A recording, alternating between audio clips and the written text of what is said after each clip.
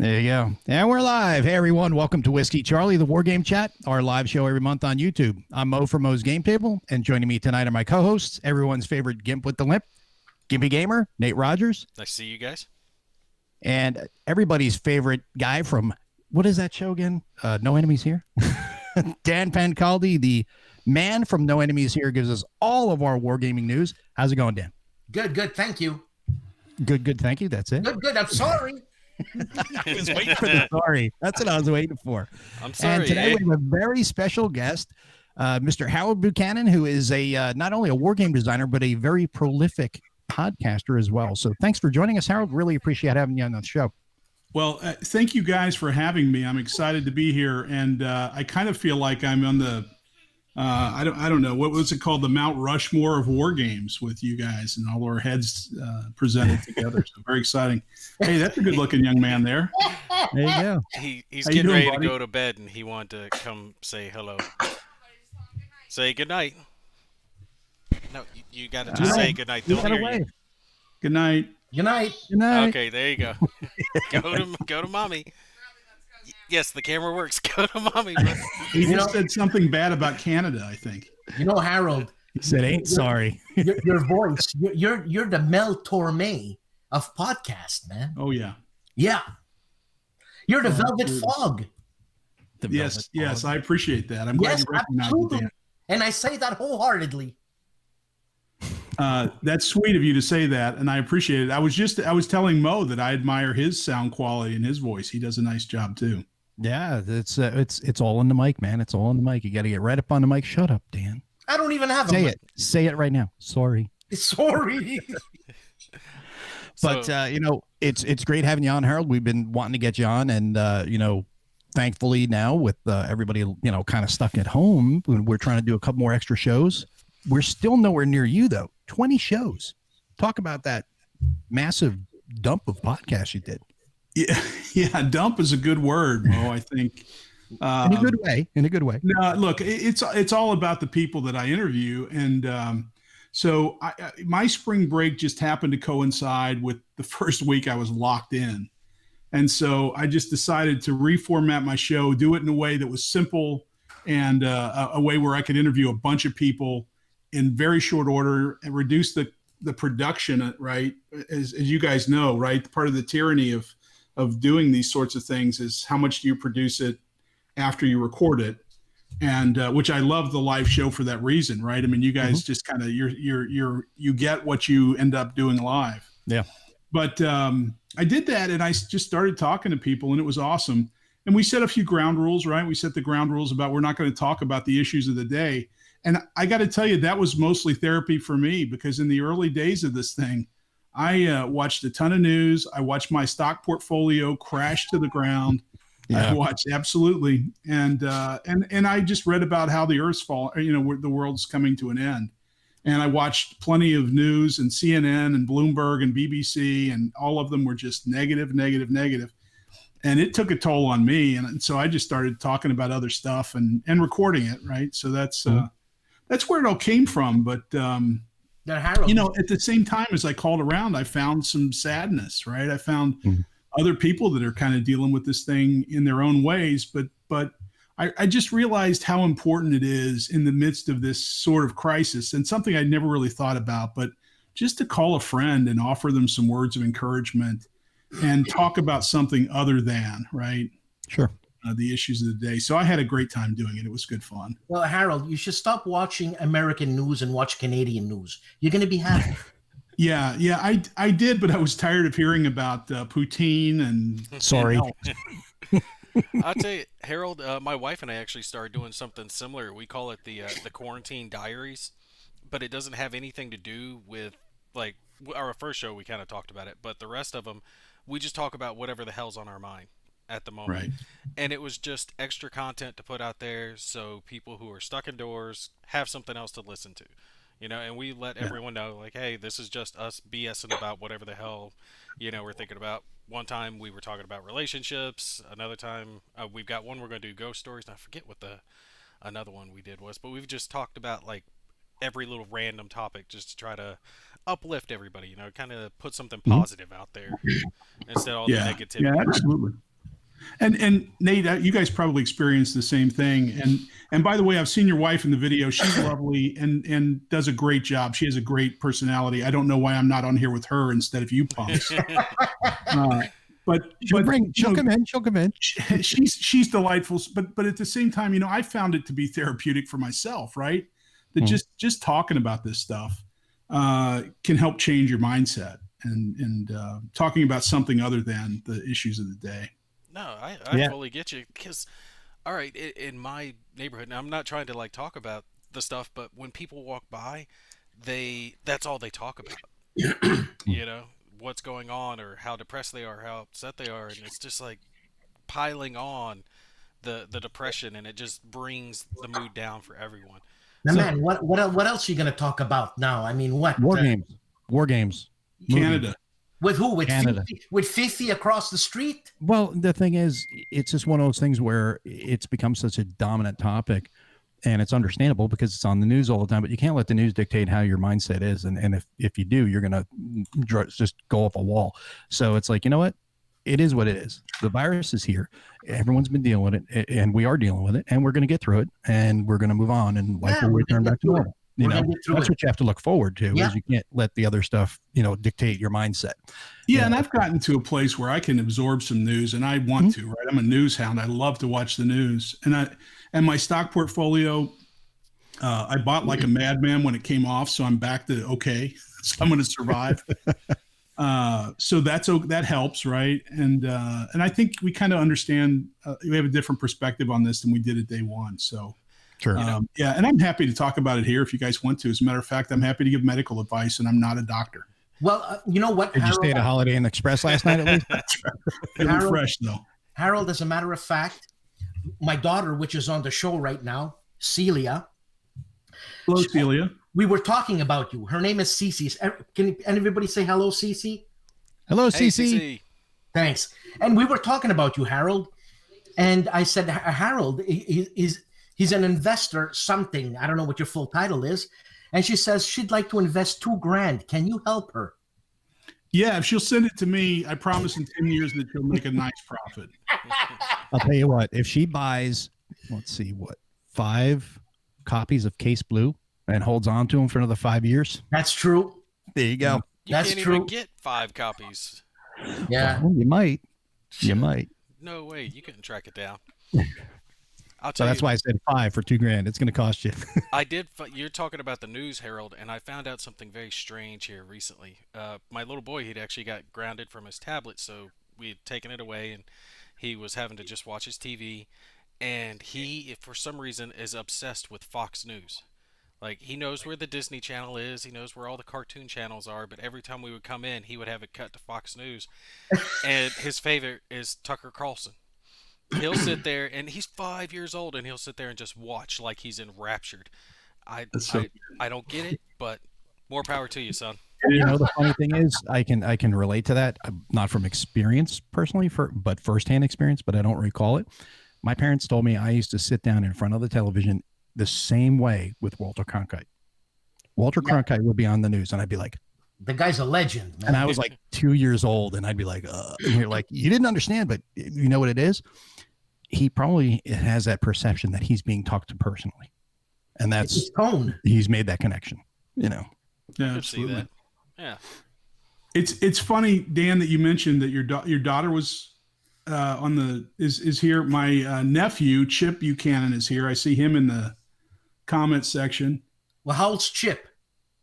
Chip is was he sophomore, freshman in high school? Does he make good money? He's going to make good money. Okay, can we get out about it? He's a bright young man. Can we hook him up? There's your $2,000 investment. That's right. It'll cost $2,000, Dan. That's the dowry. No problem. See, we're making connections everywhere. This is what the show's all about. Networking. Exactly. Hell, when I was in high school, I would have been happy to have $2. $2,000. Let alone 2,000. Yeah. But, you know, one of the cool things is we were talking about, you know, we mentioned about your podcast. And for those who are not aware, Harold has a really fantastic podcast called Harold on Games. He also has a website, conflictsimulations.com, that you can check out the website. and listen to all the podcast episodes on, or you can listen to them on your favorite podcast app on your favorite device. You're coming up on a big milestone. Talk about that. Yeah, I think we're at 97,000 downloads now, so we're almost at 100,000, which is pretty exciting, right? As you guys know, it feels good when you have somebody that actually listens to you, and 100,000. My mom, there's no way she could hit that button 100,000 times. My mom's probably at 20,000, I would expect. So that's pretty cool. It's nice, right? It's nice. Yeah. Given that we don't get much compensation for this, but yeah, it's pretty cool. There's Sean. Sean's one of my big fans. He's always supportive. I appreciate that. There you go. Harold on Games. There it is. There's the logo. That's right. Well, the whole key right there is to make sure that, you don't run out, but you kind of take your time going through them and enjoying them. Yeah. You binge them all, and then you're like, what am I going to listen to now? Right. We're pushing 50 shows now. That's awesome. So you got a lot of choices. If you haven't listened to it, you got a lot of choices. You'll find that they add up pretty quick, because I remember I was excited when I first started my channel. I was like, oh wow, I've got 10 videos, I've got 50 videos, and now I've lost track. I'm somewhere in like 300 or 400 videos uploaded, but just over the years it just adds up and you kind of lose track after a while. Yours will How be do you the same keep way. from getting burnt out, Nate? Yeah, man. That's a good question. I don't know. Have you had times where you just spent? I will tell you, one of the things that helps for me is that I don't sit and focus on a single project at a time, so I'll usually have 2 or 3 going.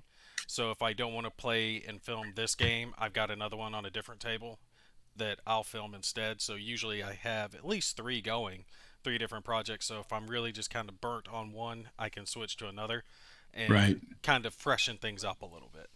Yeah. Mm-hmm. And plus, in between that, I'll do the quarantine stuff like with the Wi-Fi I mentioned earlier.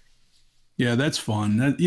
There's a tyranny, as Dan and Mo know as well. There's a tyranny to having a scheduled requirement to create these things, right? And it can really get you down. And for me, there's a seasonality too, because from kind of June to August or September, I would go out and that's when I would do the recordings face to face, right? I have a headset, and that's when we get the best sound.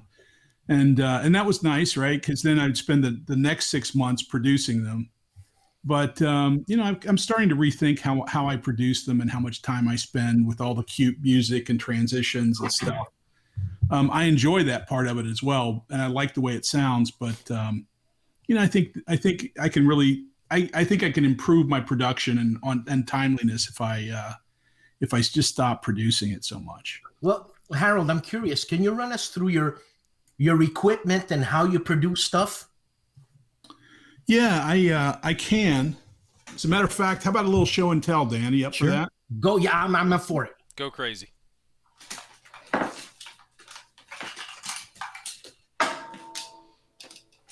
So everything's wired together. So give me a second here. No problem. Give me time. Now you got all this advertising here, Nate. You're a little out of the groove here. What do you mean? Look at Harold's wall. Look at Dan's wall. I'm advertising for God. I got the. look at my up on my shelf there. That's right. I need some. There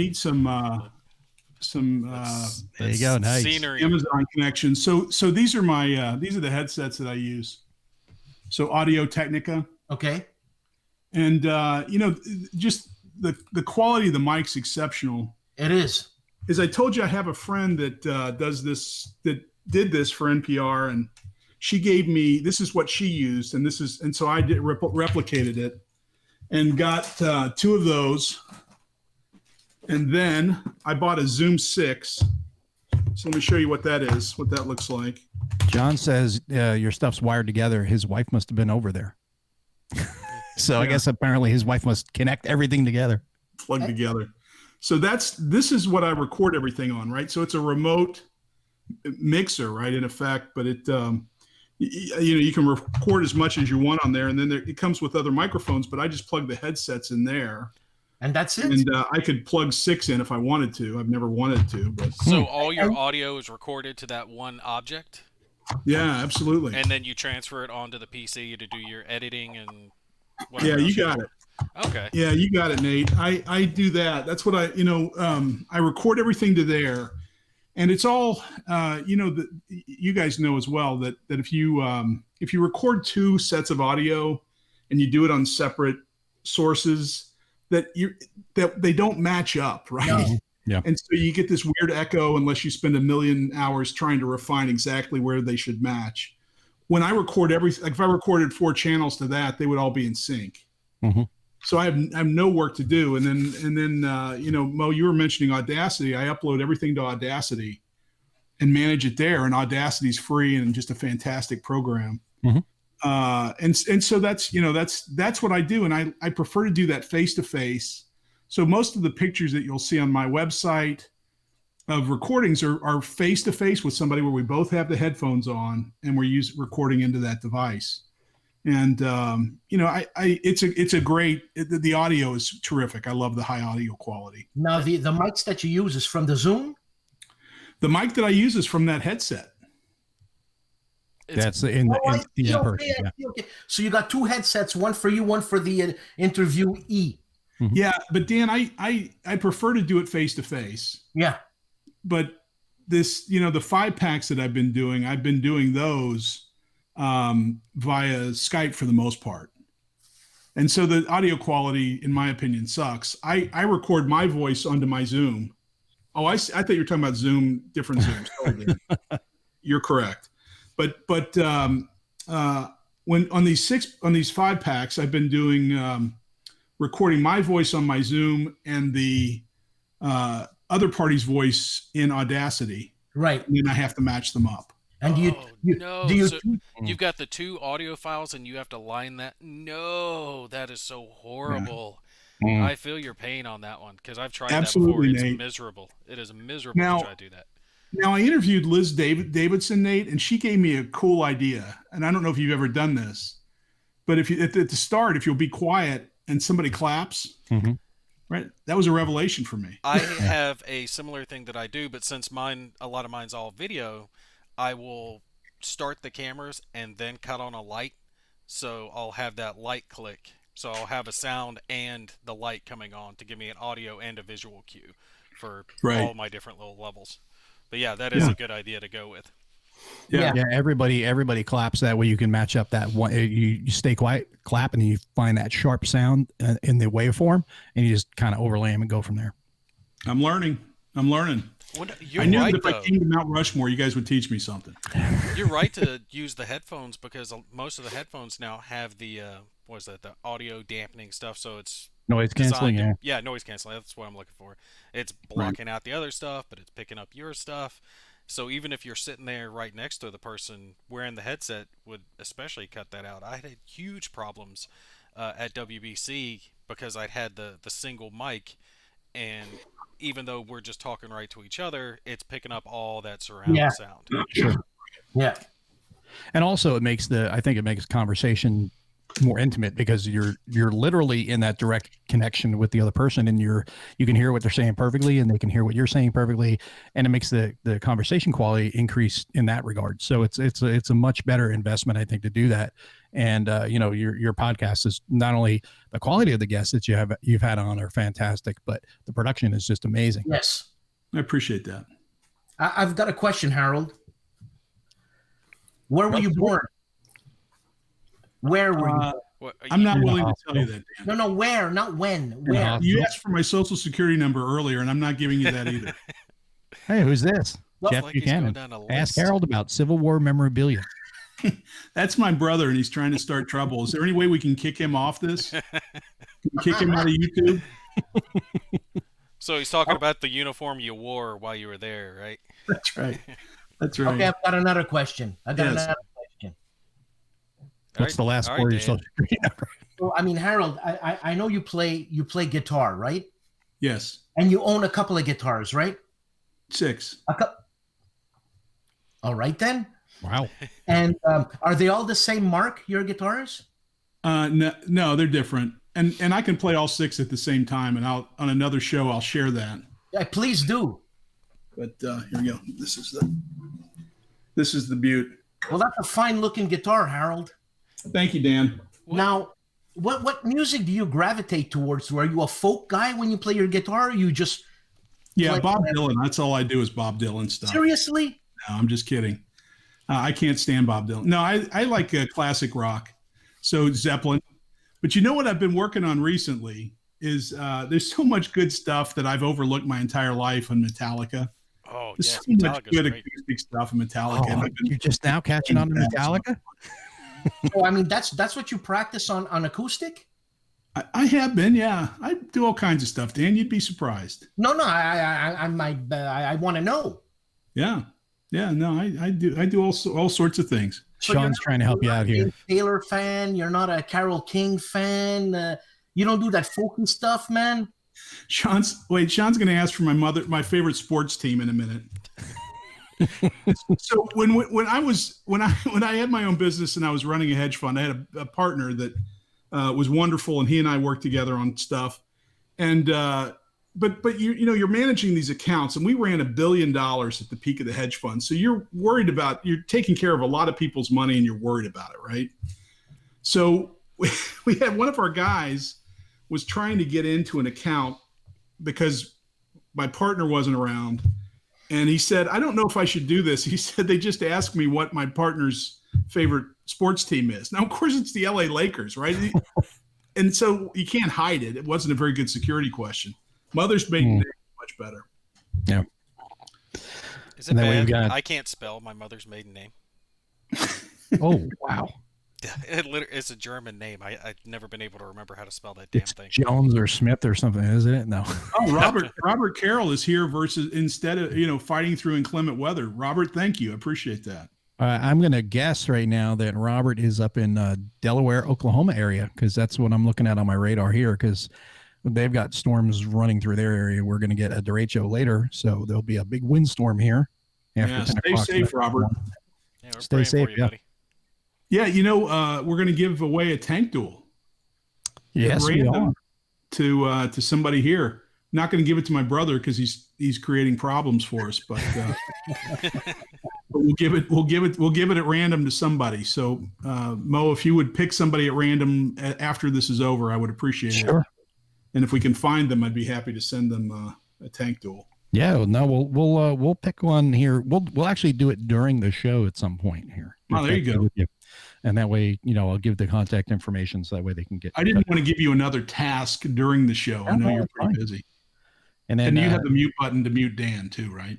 Oh yeah, I can. Hey, you want me to kick him? It is unfortunate that we're probably not all going to be able to get together this year and do that tank duel big game that we were playing. Oh man, I was so looking forward to that. Yeah, we were planning on that, but you know what? We can still do that. Wait, I get do it online. Do like Vassal. A Vassal version of it. We'll have to do a Vassal streamed, like at least a 4, if not an 8-player game. That would be wild to do. That's a good idea. And Mike Berticelli was the designer, and he is a great teacher. So he would be a great guy to pull into that. Nice. So we'll have to definitely check that out. And then Mark, he's also in Joplin, Missouri, watching the weather. Man, that's where Robert is. And hey, guess what? We just made another connection. You guys are in Joplin, so there you go. Now you did not know that before. Now you know. So now you got wargaming partners now. Real easy. Just for being on the show. How awesome is that? Link them up. Free of charge. So Harold, I got another question that maybe you can answer. How much does he weigh? No. You have to guess, Dan. What's your email password? Okay, well, here's my last question. If you don't answer it, I'm getting off the show. So, what's your next project? What's going on in your brains in terms of war design? Hey, a valid question. That's a good question, isn't it? Yeah. I'm surprised. Yeah, there's a couple of things. One is I've got I'm working on the South China Sea game. Flashpoint South China Sea GMT games. Yeah. And it's turned out to be awesome. It's taken a lot of time and a lot of iterations, but it's really turned out to be great. And so we're finished with the 2-player version, and we're working on a solo bot. Oh, actually, stuff. Jason Carr of GMT, super developer Jason Carr at GMT is working on it. He's wonderful, and he's working on the single player, and then we'll be ready to go. Who knows how this crisis of the day impacts printing schedules and all of those things. So, that may delay it a little bit, but I'm pretty much finished with that. So that'll be nice to get that out of my hands. So past that, what's past that? Well, let me tell you what I'm thinking about, Dan. We've been talking about doing some role-playing games, just playing some role-playing games, right? Mm-hmm. I had a crazy idea. So there's a game called Comrades, and I can actually share this on YouTube. Let's take advantage of the medium here. Sure. So what I'm going to do is I'm going to share with everybody the game Comrades. And this is for $15. You can pick up a PDF of this game, and it's basically a game where you what do you do? Well, you kind of figure out you're a rebel, and so the game is set in any rebellion is the idea. And so I think it's a cool idea. And my thought was, when I first bought the game about a year ago, because it was Kickstarted, I thought it was a great idea, and I said, what if we did the American Revolution? And that would be awesome. A game, and I'm happy to DM it or GM it or whatever we call it. But running this game basically as a role playing game where you basically are Sons of Liberty in Boston, and you're doing all the stuff that the rabble rousers did, right, to start trouble and to create mobs every now and then, and to fight the British and to curse out the redcoats and run and all the things that you would do as a rebel. So I'm looking forward to that. I just shared a really cool old map of Boston that I just found today that I'm excited about. It's 1769. So it's in that period between the French and Indian War and the American Revolution, or the War of American Aggression. And that's not what it's called, Dan. I was just saying that for your benefit. But the I was waiting for them to say something. He didn't go there. No response. I'm listening. I think sometimes, Dan, I ask questions and you don't listen to me, and that hurts my heart. And I'm listening. Okay.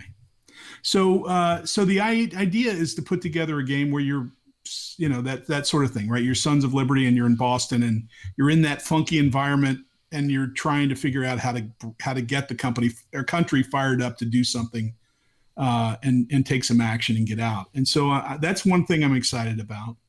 I've got some ideas for games that I haven't decided. One of the problems I have, Dan, and I don't know, Dan, if you have this same problem, but one of the problems I have is that I have 100 ideas and I have the time to work on one or two of them. I'm ADD. I beat you, man. Squirrel. Yeah, and you're not the only one with ADD. Right? Harold, can I ask you something along those lines? Something you please, mentioned man. earlier. You mentioned that the solitaire component of the game was being worked on currently. And something that I've kind of noticed is that so many, especially war gamers now, expect to have that solitaire version of the game in there.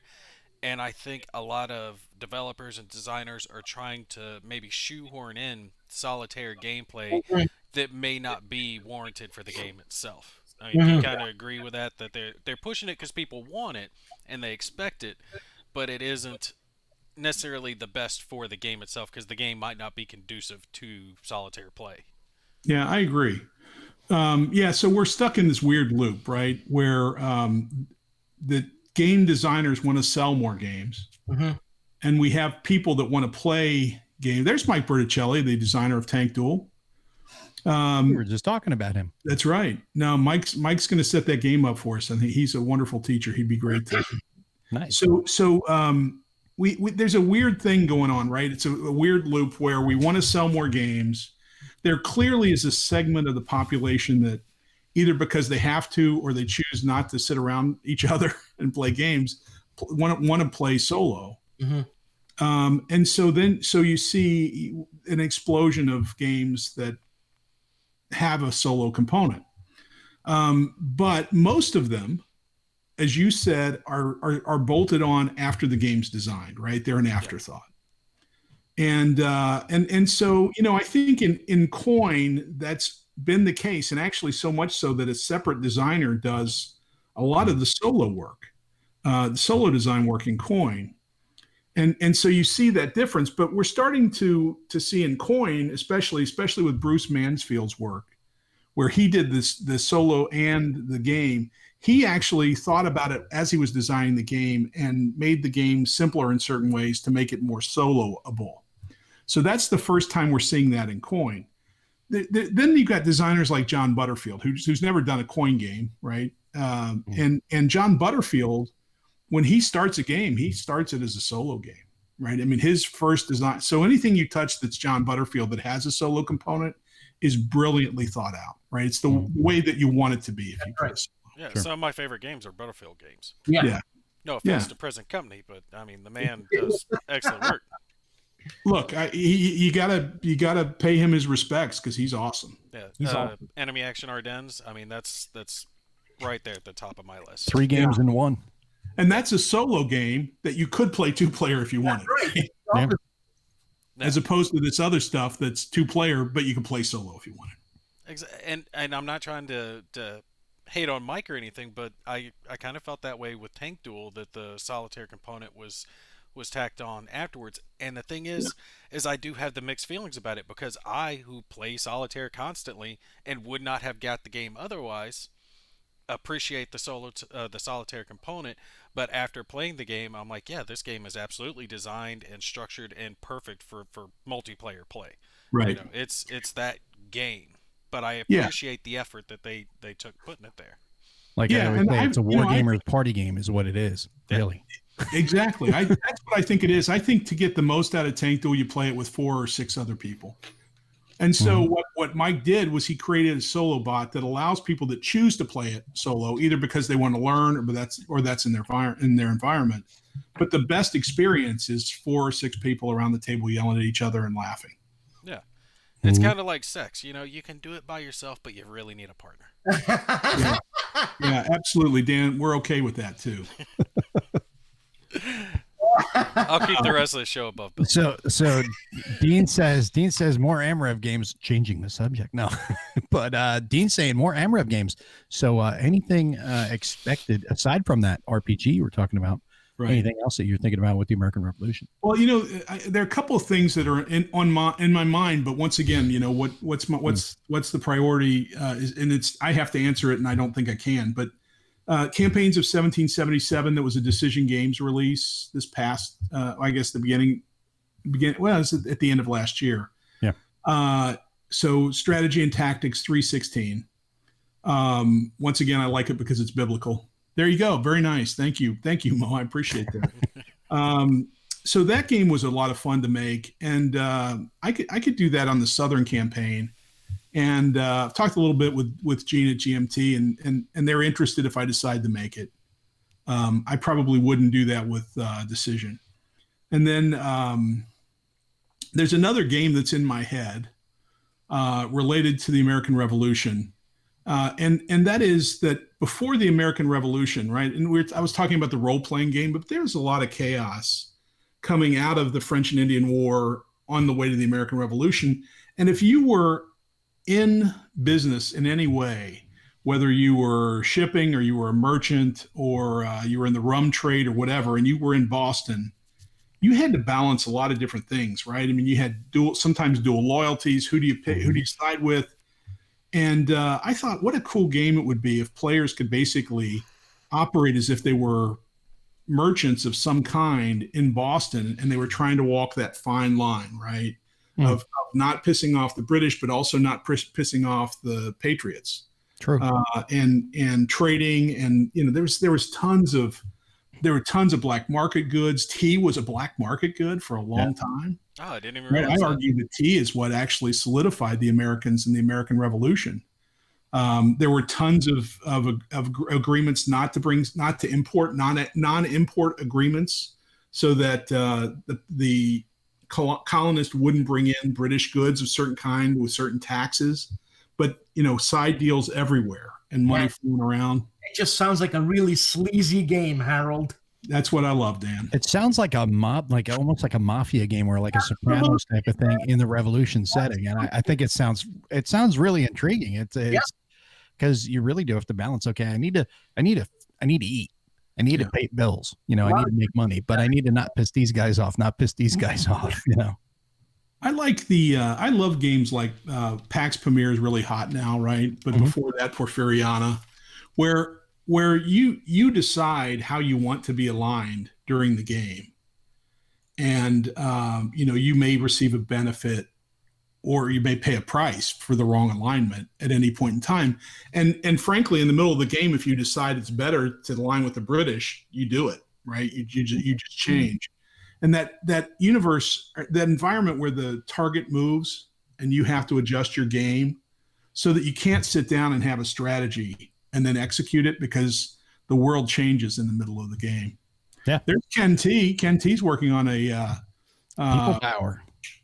A Philippines coin game, as a matter of fact. Hello, Ken T. See, I like to hear stuff like this because there is so much over and just indulgence in certain aspects of history, and there's so much history back there that could have games made on it.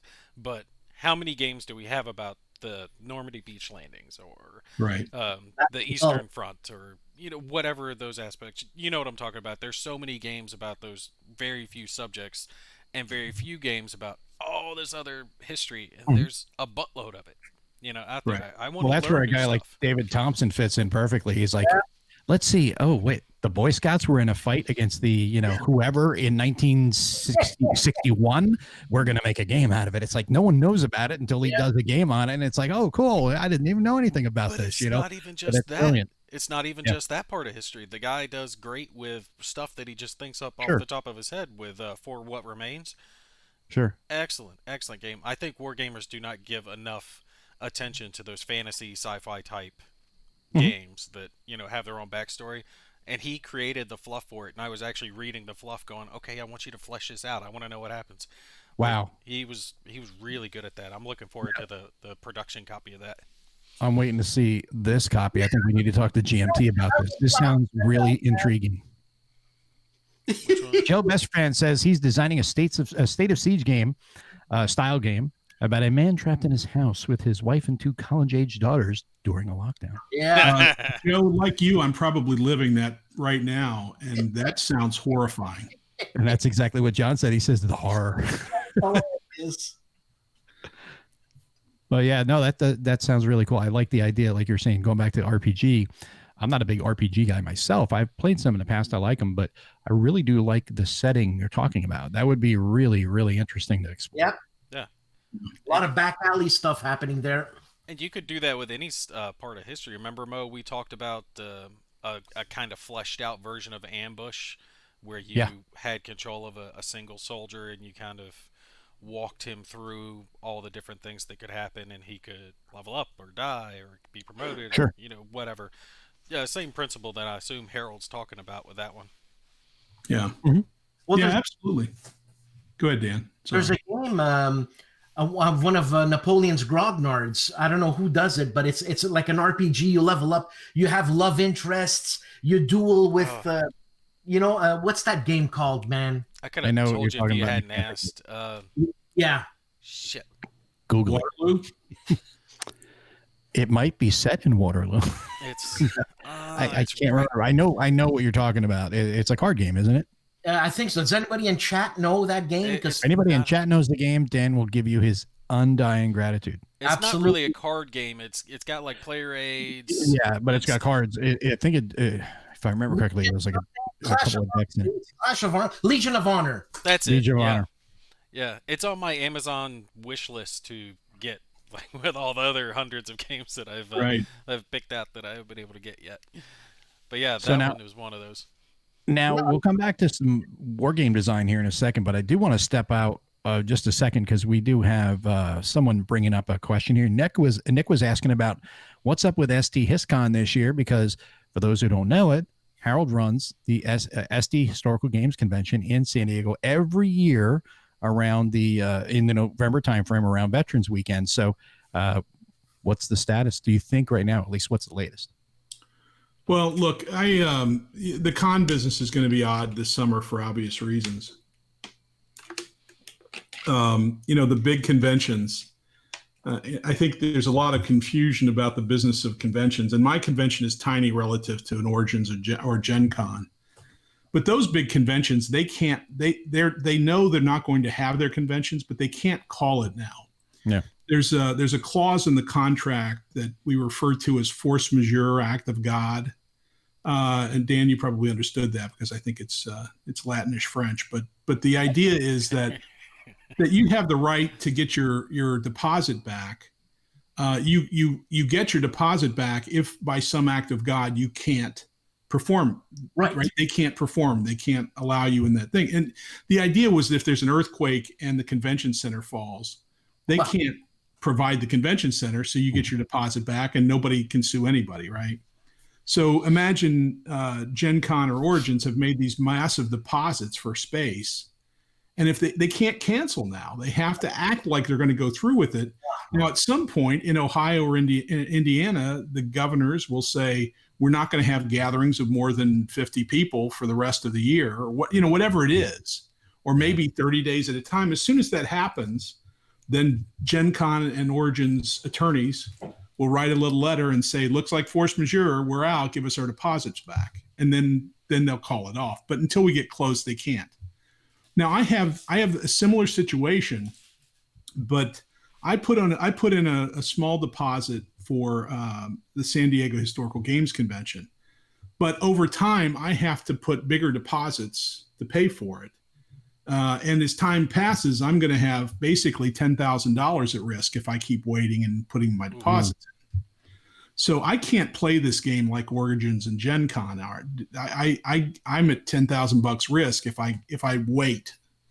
And right now I'm in for $1,000, which is my original deposit. And so, I'm transparent about this stuff. I just want to make sure everybody understands. The reality is I don't want to lose $10,000 because people don't feel like getting on airplanes or traveling or staying in a hotel, right? Sure. So I think it's highly unlikely that will continue. And probably what will happen is where they ask for an additional deposit, right, above the $1,000 I've given them. At that point, I'll probably say, I just want to cancel the contract and I'll eat the $1,000. Really? But if I keep putting money in, then it'll be $10,000. And it's just not a good bet in this environment. I mean, come on, they should be decent to you. I mean, just morally speaking. I was just about to say that. They understand the situation. They know you can't just throw money at them because it's going to get eaten up, and more than likely you can't hold it. And it's not, while they might be legally okay to keep your money, I don't think they're ethically in the right to just take your $1,000 and say, well, act of God happened, but contract, blah, blah, blah. Like, if they want to keep your business for next year, right? They should do the right thing and say, here. Or I could even see splitting the difference with you. Like, we'll eat part of it, you eat part of it, we'll call it a day. I would think that would be cool. I'm not trying to pry in your personal finances, but I think that's wrrong. Harold, no, Nate, I think you're right, and that's how it should work, right? But the unfortunate truth is that I've dealt with this hotel for 4 or 5 years, and my confidence in their ability to act fairly and ethically is pretty low. That's so unfortunate. So they've been a good facility, but on the money there's no negotiation. So and the contract is extremely one-sided, which it often is, right? I don't have any power. They have the power when we set these contracts up. So I can't negotiate fair contracts. I don't have any ability to do that. And so in the end, it's I just have to protect my money and according to the terms of the contract. And I'll have a discussion with them. And if they want to make an offer that increases our ability to be flexible and make choices, that's fine. But if they want me to put up more deposit, I'm just not going to do it. Now, Harold, I don't know if I was discussing with you at some point, don't you teach ethics in business? Don't you have a class? I do, Dan. Ethics, business ethics. It just sounds like such a contradiction, ethics in business. Well, as I told you, Dan, that's what we're working on. Yeah, well. We're going to fix it. What can I say? There's a difference between what's legally right and what's morally and ethically right. Morals. Yeah. No, not screw morals. It's something decent they could do as an example would be to say, hey, due to circumstances, we can't return your deposit, but next year we'll cut you a discount on it, or we'll let this count as the first part of your deposit next year, you know, when we've recovered better. Even something like that. So they're still keeping it now, but you get to kind of recoup some of it later. That would be something ethically, I think, would be correct. You know, you want to get that repeat business. I think that's a very sophisticated view. I don't think they see out that far. Yeah, I know. But frankly, you know, if it were you or I, based on what you just said, I think you and I are on the same page. Let's make a gesture of some kind. Let's negotiate a new deal of some kind, right? Yeah. Sure. It's not your fault. You know what? Even if they don't fill the hotel when Harold was supposed to be there, it's a write-off for them. They're still laughing. I mean, who cares about Harold? Well, I mean, you got to remember too, this is an incredibly unique situation across the world. This is not like, hey, this town or this state got hit with something. The entire world has been affected in this way. So you'd think that a lot of businesses would be like, you know what, we can't do it this year. We're not going to be allowed to by our states, by our own governments are not going to allow us to have, you know, gatherings of larger than say 50 people or something. So it's not feasible to do this, but you know, maybe this year, hey, would you consider doing a convention of maybe 50 people, you know, to try to keep your business there, maybe just the local people. And then next year we'll give you a discount or whatever, because we know that you're limited, but we don't know. We don't know how it's going to play out. It's going to be very interesting to see how this all works. Hotels are run by the mob. You think the mob is going to give you a deal? Well, I mean, you said it's in San Diego, right? Mm-hmm. So yes, it's a lot bigger city, big venue. I'm sure they have the mindset that they're not as worried about the little guy, or let me do it this direction, the little guy, because he's replaceable. But he's going to have a memory, and he's going to remember that, and he's going to tell people. And while he might not be, you know, the make it and break it, his friends might be, or the people they talk to might be. True. You know, word spreads. People are going to remember how businesses handled, you know, individuals during this time period. Were they part of the problem, or are they part of the solution? Yeah. No, Nate, you're right on it. And I like any opportunity where somebody can call me the little guy. I think that's great. And for reasons Dan and I talked about earlier. But yeah, I think you're right. And you know, I think coming out of this mess, there are going to be heroes, and then there are going to be people that there's going to be a lynch mob of some kind. I hate to use the term lynch mob, but you know, there'll be winners and losers. There'll be a reckoning, shall we say, a business reckoning. Let me let's see. I wanted to change the topic to something a little more upbeat, and I forgot what it was. What was it, Dan? What were we going to talk about? We were going to talk about Something Canadian. I think it was. Is your hat a herringbone material? Is that what that is? Herringbone, or is it calico? I don't know, Harold. Okay, well, check with your wife or girlfriend. You have a girlfriend, right? Check with her. I have a fiance. Excuse me. A fiance. So you got a girl to say yes? Congratulations. That's a conditional yes. A fiance is a conditional yes. Oh, that's great. That's great. I am impressed. You gave her the ring and everything? Like she's wearing the ring? Yeah. In public?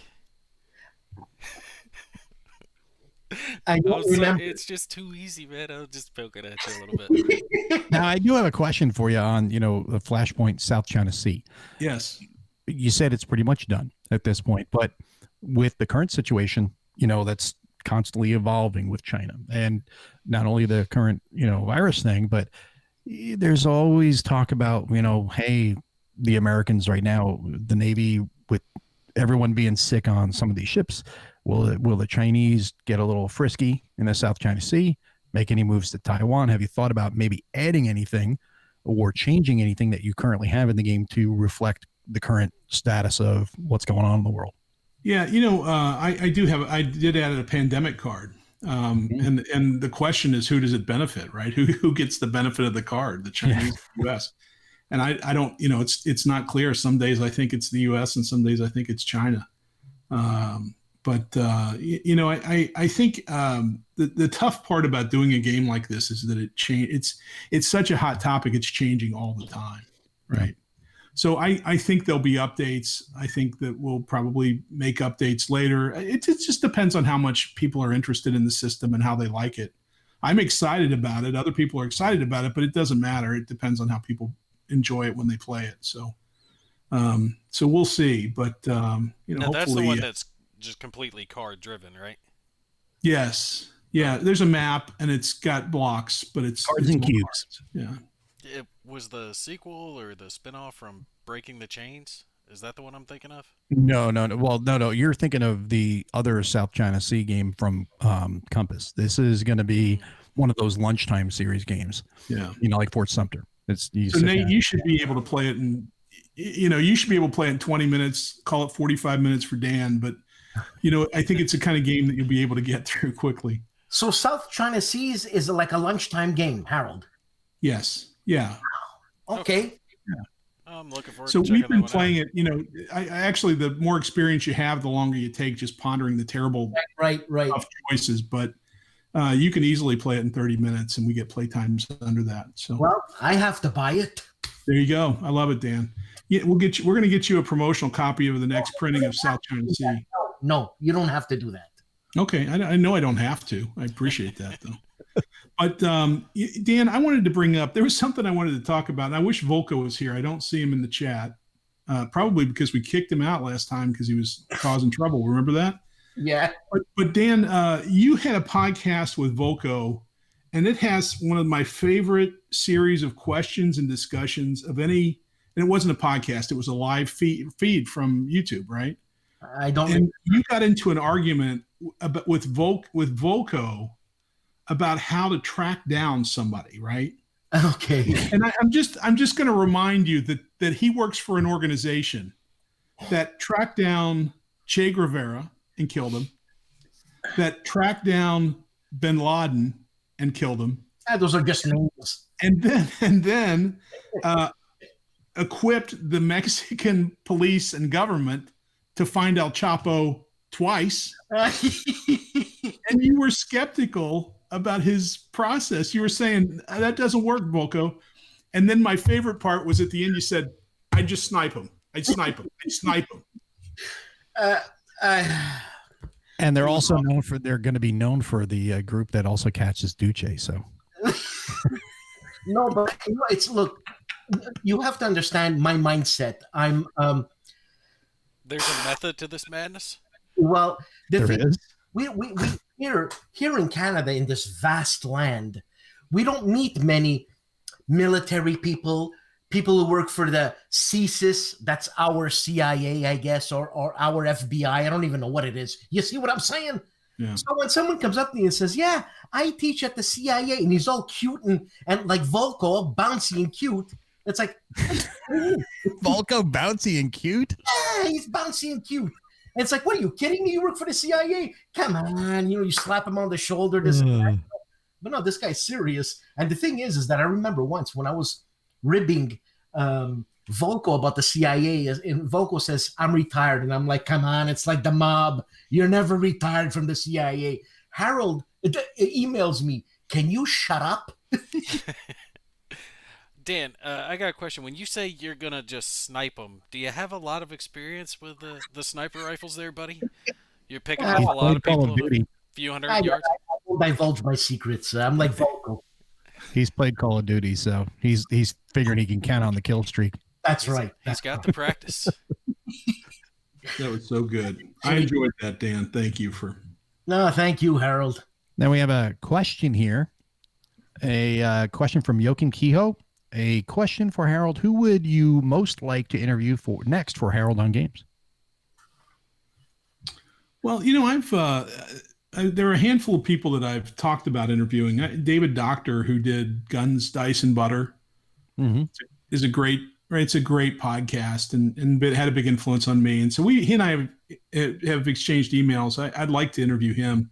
Hard to get the two of us together at any single point in time, but I think that would be fun. I've always wanted to interview Roger McGowan, and I interviewed him this past fall, I guess. And so I've got about 3 hours of tape with him on. I need to turn that into a podcast, and that's amazing, right? I mean, Roger's the artist that's done squad leader box. He's done everything. The Liberty or Death box behind you is Roger, right? So he's extraordinary, and he's touched tons of different companies, and from Avalon Hill to modern day GMT. So he was great, and there's a bunch to be done there.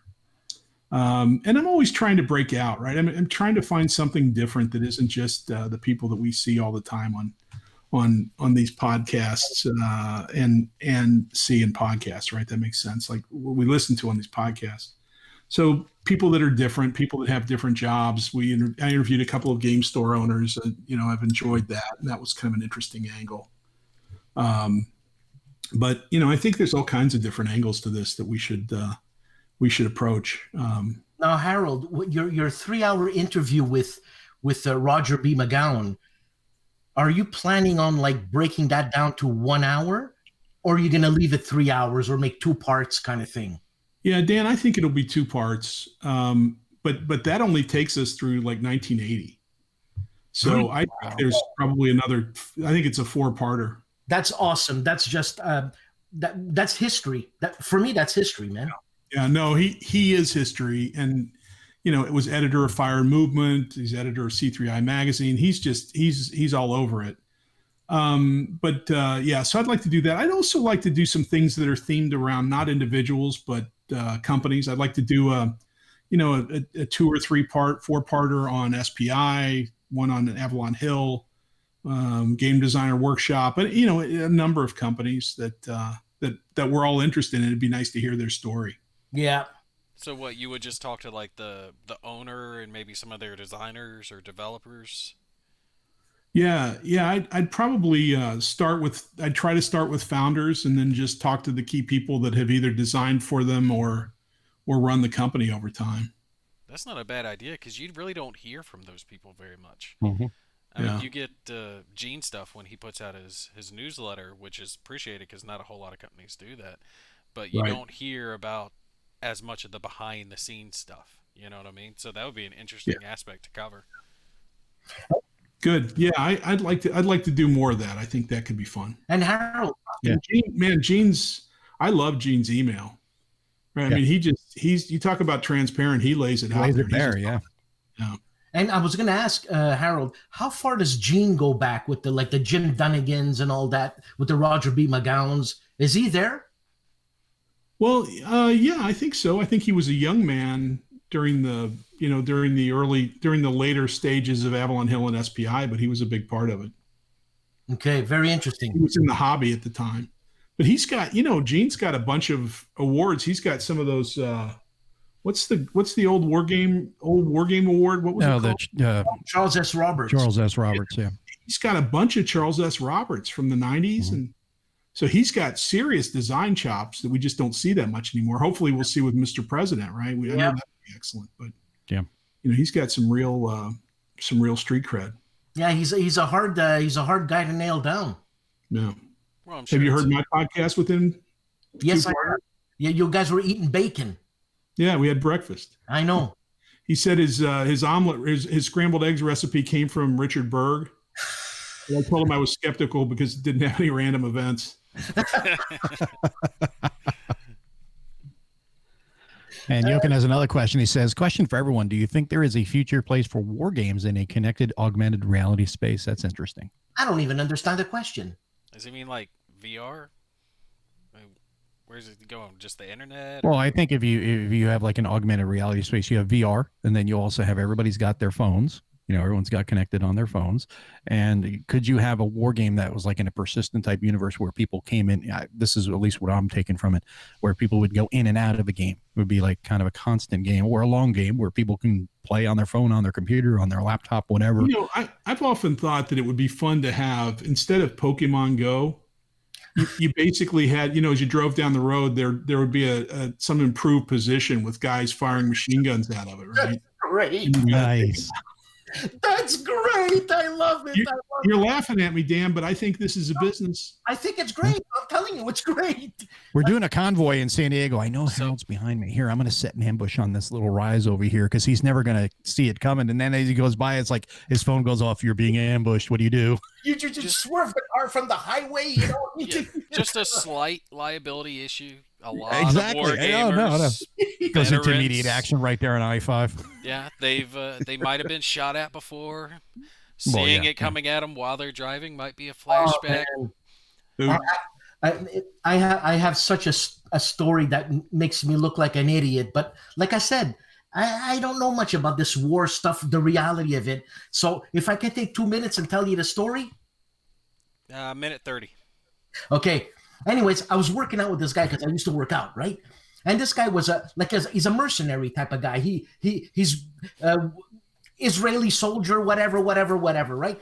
So he's picking up a 25-pound weight and trying to put it on the barbell, and I'm sneaking up behind him just as a joke. I swear, I never got so scared in my life. The guy turns around with this death grip and these eyes like Mortal Kombat, and I think I soiled myself. Like, oh my god, I'm sorry. There are certain people you don't sneak up on, Dan. I will never do that again. I swear I will never do that. I'll never survive in Mortal Kombat. Just the look killed me. I'll tell you, some of the stuff actually sticks with you. My brother, he drove Hummers while we were overseas. Like, he was doing a lot of the driving when we were on a gun truck missions. And right after we had gotten back, he went out one evening to go pick up some Wendy's late night. And just out of force of habit, he cut off his lights and he drove down the center of the road, because that's what we did. It was a 2-lane road in one direction. So he's driving down the center of it, and if people got in his way, he, would rev the car at them, because that's what we did while we were overseas. And it didn't dawn on him till he's pulling back home. He's like, I'm home. I shouldn't be doing this now. Like, I need to have my lights on, and I don't need to drive aggressively at the other motorists on the I road. thought, what the hell? Wendy's where in Afghanistan? Wendy's or what? Some stuff. We're really Americanizing the area now. It really sticks with you. I told you guys before that when I got home, I could smell women before I could see them. It was the strangest thing. If we went out somewhere, I could smell a woman from 50 feet coming off. And that lasted perfume. Only a few days did you have that ability. But I swear I could close my eyes and tell you if a woman was coming near me within 50 feet. Because the smell was you can so get that. unique. You get that in the field. You get that in the field. You're out in the field for say 30, 40 days on a cax out in stumps. Yeah. And it's like, man, all you smelling is a bunch of stinky Marines. And then you come back in and you take a shower and you're like, oh yeah, it feels good. And then you're like, where's the WM? I smell perfume. And you're like, wow. So it's amazing some of the skills you pick up. It's just ingrained into you. Here's a question from Sean. I don't want to cut you off. I just want to get one of the audience questions in here. It says, Harold, who would you like to be interviewed by?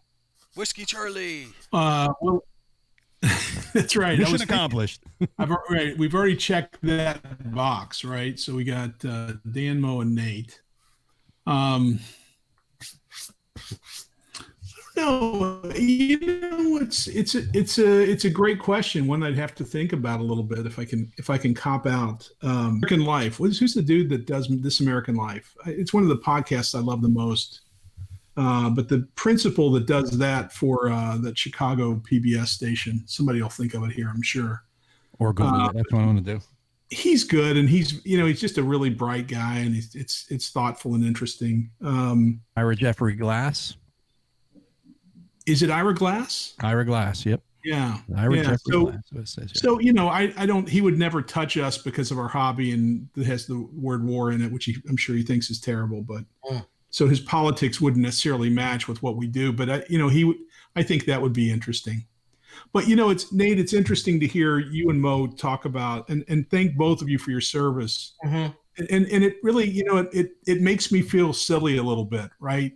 When we talk about war in such a flippant attitude in the games. So I appreciate you guys who have actually been through the horror of this thing, that you participate in this and add some legitimacy that, unfortunately guys like Dan and I don't bring, because, I almost feel like we don't belong here. I understand. We're kind of flippant about it when we're over there. You'd be amazed with the mindset, because you can't think about what you're doing. You have to think of everything in a humorous mindset, because otherwise it'll kind of get to you. Like when I was wounded, right, got hit by the mine, blown up, knocked unconscious, and the first thing I did when I came to and I realized what happened, I reached down, I grabbed it, and I'm like, okay, still there, I'm good. I'm like, no problem, I can deal with anything else. I'm like, they got fake legs, they got fake other stuff. As long as he's there, I'm happy. First I'm question. It's the first question. Twig and berries? Yeah. I'm And they're laughing. like, you're good. I'm good. Yeah, I guess, man. Yeah. Wow. Priorities, you man. have a mindset. It's really hard to describe unless you've been through it, but you take everything in a humorous gesture, or a lot of people do, just because otherwise it would kind of just wear you down, you know? You know, Gimpy, that's funny, but it ain't funny. You know what I'm saying? Well, That ain't funny, man. it was funny at the moment. I can laugh about it now, but let's just say I was very much concerned because of the location of the explosion and where I was on how everything survived. And I gotta say, I think God was looking out for us, because we had 4 Humvees we could run that mission with that were out, and we were in the only newer A3 version, the up armored version, where the cab was surrounded in composite steel, and it was like 4 inches of composite steel. The rest were just up armored, where we had like welded or bolted on armor, but it wasn't on the bottom. So if we'd been in one of those Humvees, like, it would just been blown apart. It would have just killed everyone. But as it was, the cab absorbed most of the impact. So we took a lot of shrapnel and, concussive blast, but the cab was pretty well intact. It just blew off everything else. We were in the only Humvee in our lot that we could actually get hit and survive in. So, Wow. But that's the thing people don't think about is the concussion, the concussive part of the blast. You know how it does damage. They even remodeled the Kevlar because the Kevlar was too big, and it was actually it turned out that they realized that guys over there was when something would go off, it would catch under the wider Kevlar and it would pull their heads, and it would cause neck injuries and head injuries, things like that, and even fatalities. So they kind of made that smaller helmet now, so it's a little tighter to head, so it would not have that same area for the concussive blast to go through. But interesting. You got to think of the strength of it. I mean, the doors on our Humvee were over 300 pounds of just steel, like armored steel, and this blast just warped them. I mean, What the hell, man? so. I mean, the blast was hard. I mean, my ears bled for days after that. Yeah, but you know what? The rock head that you got wasn't going to get dinged at all. So. It dinged. It hurt like hell, dude. And wasn't it just recently your Alive Day, brother? No, that's Or it's coming up in coming July. up. Okay, July it was 12th. July. Yeah. Gimpy, you're saying the doors on the Humvee are 300 pounds? On the one we were in, yeah, like they're heavy. The armored Humvees, the doors are very, very heavy. The windows are designed in such a way that they're bulletproof. They're only about yay big to go through, and it's certain types of Humvees. They don't use this stuff anymore. They've moved on to much better equipment since then. But those were real heavy, designed to latch and not be able to be opened by the enemy or to be shot through. It's bulletproof. It's not lightweight. Think about a car. Any car that they up armor, it's going to be heavy as hell. That's why they have. But it can be operated by Marines. But it could easily be operated by Marines. You know why? Because we destroyed them. There's always a pack of Crayolas inside, so ain't gonna stop Marines from getting inside that. Snacks. I felt bad. I've burned down 2 Humvees in my time in the military. Like, just burned them to the ground. But one wasn't my fault. The mechanics forgot to put oil back in it. Don't ever donate a Humvee to Nate. It won't last long. Or buy one that he owns. Exactly. Both of them caught fire, and everybody's like getting mad at me. I'm like, I didn't do it. I want the Carfax. I want the Carmax on your car. What is it? The Carfax or whatever the heck it is. I want to see the details on that Humvee. But Nick brings up a good question here. He says, how about a virtual con? I think this year will be a really good opportunity because we were talking earlier about all the issues that conventions will have. Kind of coming up with a way to have a virtual convention online, utilizing the technology to do that. How are we going to do that? Good question. Well, that's what I'm saying. That's a good question. How, could that be done? How? Let's all put our heads together here and just throw out some ideas. That's a very real question. Yeah. Well, starting with Harold, of course. I think it's a great idea. So So, in my mind, there are a handful of ways. Dan, if you start me giggling, Stop it. Make him stop. Dan, you're going to have to leave if you keep this up. Stop it. Just go on. Hey, we threw Volko out of the last one. If we throw Volko out, we'll certainly throw you out. So I'm going to be serious here for a minute.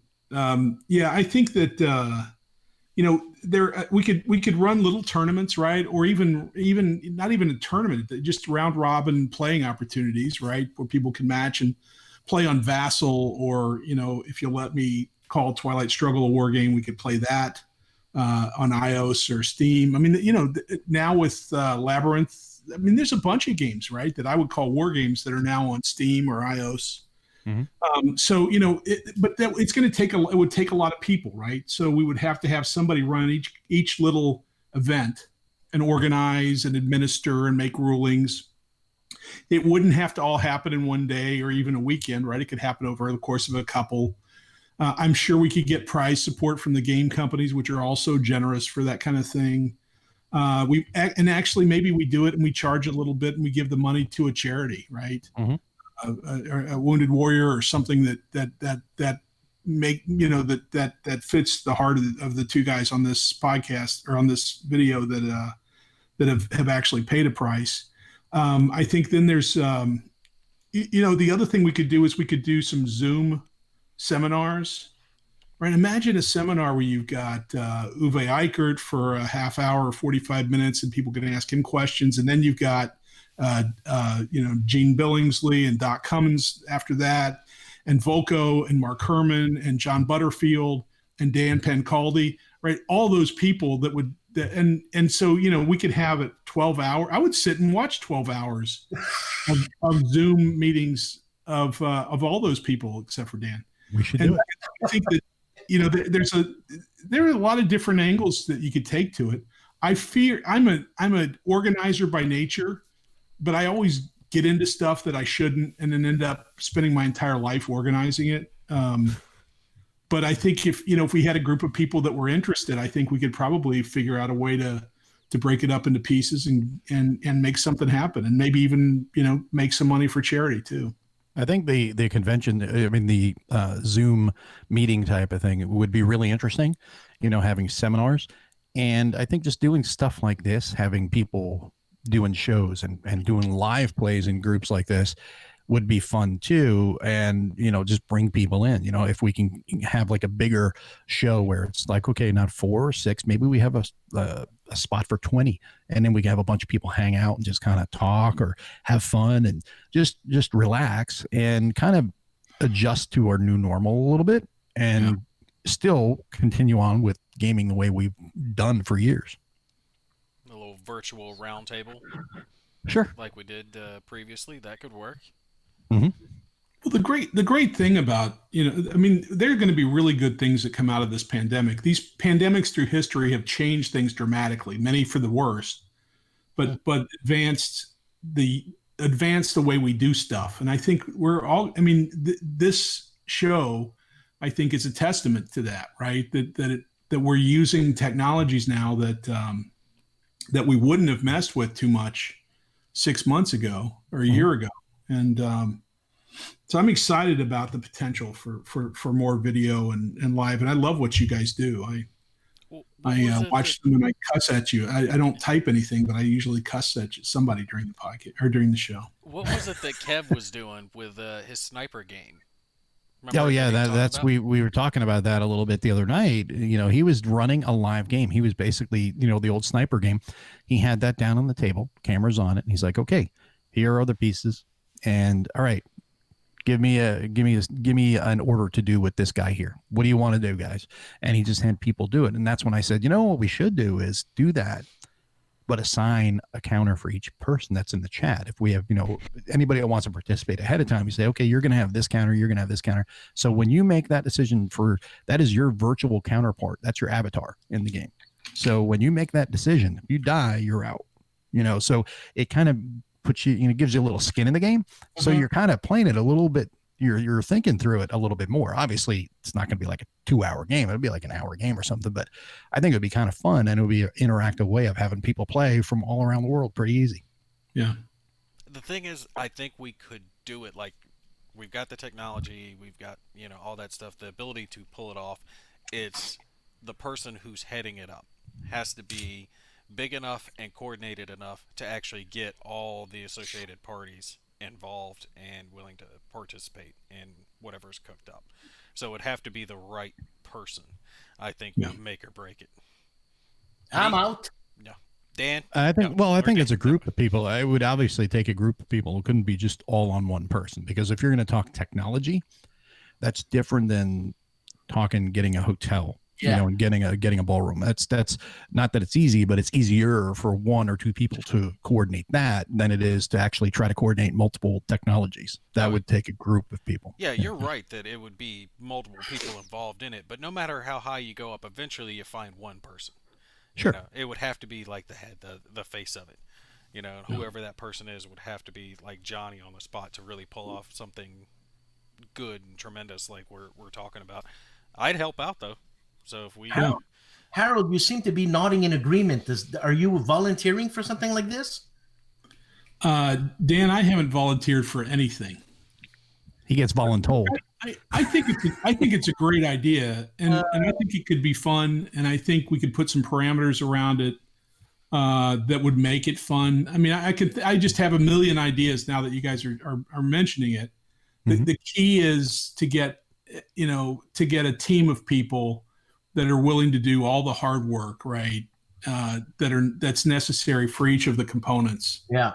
To have some sort of theme, to rally the support of the game companies, which are all going to be would be willing to do something.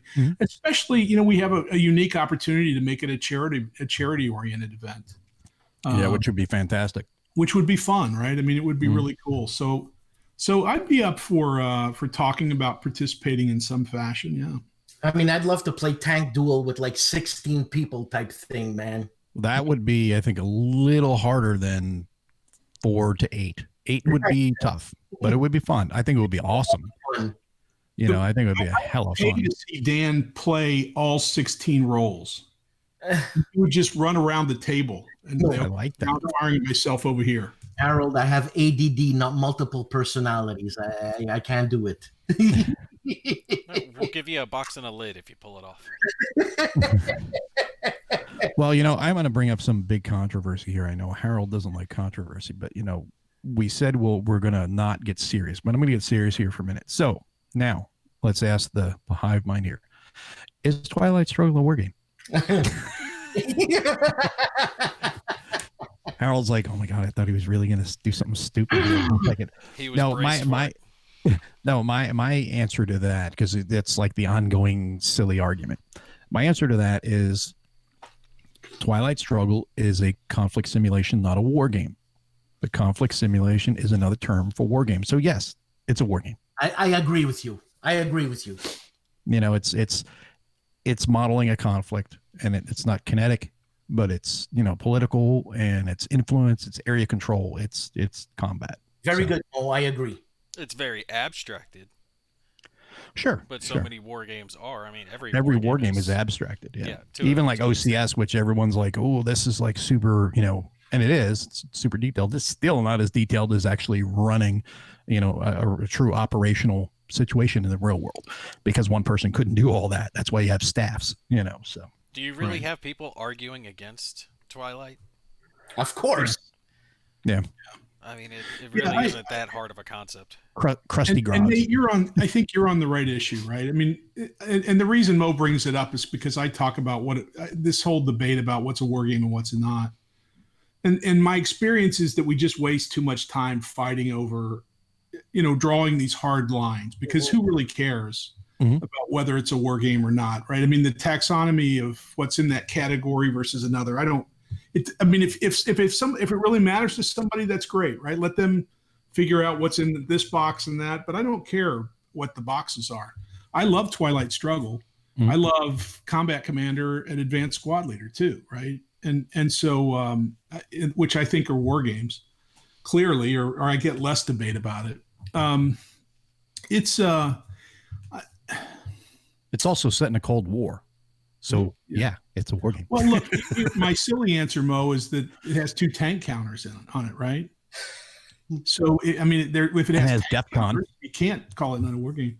I think that we spend a ton of time on that question, and to me, it doesn't matter.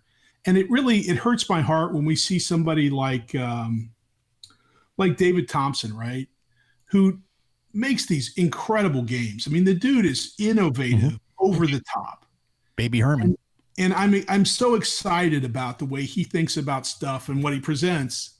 And Dan, what are you giggling about, Dan? Baby Herman. He called him Baby Herman. He's like a baby Mark Herman. I really think that's yeah. So you think about how bright he is, and there are a group of people that say your games aren't war games. And they're not saying it because they're giving him a gift of love, right? They're saying it because they say, look, what you do isn't good enough for me and what I like. And frankly, I'm okay with them not liking his game or not liking my game. Plenty of people don't like Liberty or Death, right? Go to BGG. They're very vocal about it. And that's cool. I don't mind it. But why should you attack David Thompson, who's brilliant, and say your games aren't war games? I don't care. It doesn't matter. Yeah. This is a family show. I can't tell you why they're attacking David Thompson, but I can after the show's over. They're jackasses. I don't get it. I mean, especially one of his most recent ones, By Stealth and Sea, is the epitome of a war game. Well, no kidding. Yeah. Well, and that one they may not argue about, but Undaunted Normandy. Undaunted. Yeah. There's an incredible thread of hundreds of posts on BGG about whether Undaunted Normandy's I'm amazed that anybody's willing to spend that energy on that debate. War game. Yeah. There are multiple levels of war game. You have something like that, which is, fairly easy to understand, which is great because if it's easy to understand, it's easy to get on the table. It's easy to teach another person. It's easy to get that other person into our hobby. Yeah. So it's a great thing. If you have 4 teenagers and you have 1 bathroom, it's a war game. Look, every war game doesn't have to be a World at War or Absolute Victory or Case Blue. It doesn't have to be the huge one with thousands upon thousands of counters with hexes as far as the eye can see in a 7-foot map. It doesn't have to be that way to count as a war game. This Undaunted Normandy, I actually covered that one recently, and I thank David for it because I couldn't buy a copy. They were sold out everywhere. Right. But it's a great entry-level war game. It's a great beer and pretzels war game because you don't always want to, crunch your brain to try to get your head into a game. Sometimes you just want to sit back and chuck some dice and drink a beer. Yeah. That one's perfect for it. And it's got a cute little tractor on it, which my wife loved. She still loves the little tractor on it. And she did a little video on that thing. But I think it's great, and it gets other people into the hobby who might not want that huge experience at first. They don't know what war games are really all about, but they like this little game, so they're willing to try something a little bit deeper, And if you notice, there's I know Harold and I have talked about it. There is a growing interest in it, and this is something we would like to tap into. Is there's a growing interest, a curiosity from the Euro side of things. Hey, what's a war game? And you're starting to see a lot more Euro gamers that are saying, yeah, that's kind of cool. They're talking war games. They're looking at them. They're observing them. They're curious. And then, Coin is a great example of it. They play a coin game and they're like, oh, I played a war game. And Coin is essentially a Euro with a war theme and a what's the word I'm looking for? A conflict background. It's a card-driven Euro war game. Yeah, it's got Euro mechanics, but it's also got what I say is it's a Euro game with war game sensibilities, and the two, it's a hybridized thing together where it gives you the best of both worlds, and it makes both sides happy. Unless you are the crusty old grog that says it's not a war game, it does no hexes and counters, Right. It's like, just go with it, have fun. I think that if people can call it and classify these things however they want, but it'd be great if we could find something a little bit broader that just reduced the stress, right? Sure. And it's not stress on me. I just see people arguing that, and it's exclusionary and it's just kind of rude, right? Mm-hmm. Because every time I see that argument, it's somebody trying to say, look, this doesn't count. I don't play that stuff. That's not in my universe. I don't play that kitty crap. Volko suggested sorry, Nate. Volko suggested historical simulation, right? Which I think fits a lot of stuff. I like conflict simulation, and those two things have different kind of, they're, if it was a Venn diagram, they would have different overlaps. But I don't know. And the term Euro game, I don't even know what the hell that means, right? Yeah. What does it mean? It doesn't have a hex. It's got blocks. I don't think that defines a type of Europe. Yeah. There's so many games that got are cubes. classified as Euros that they don't really have their own category. There's Euros, which is just everything that's not Ameritrash or a war game. Right. It is pretty much what it is, so you can't really classify them as anything. No. Ameritrash. Number one thing is, did you have fun? Yeah. That's all that matters. Can we find other people to play it with?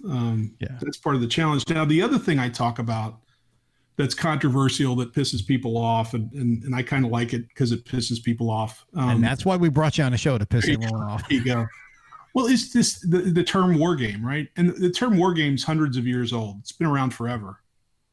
But I don't think it sheds a very positive light on what we do. I think talking about war and game in the same sentence, Jim Dunnigan said, right? This is not the way to talk about this stuff. It's not a very appealing way, right? Because war is a serious, terrible subject, right? I mean, atrocities for as long as mankind has been mankind. Yeah.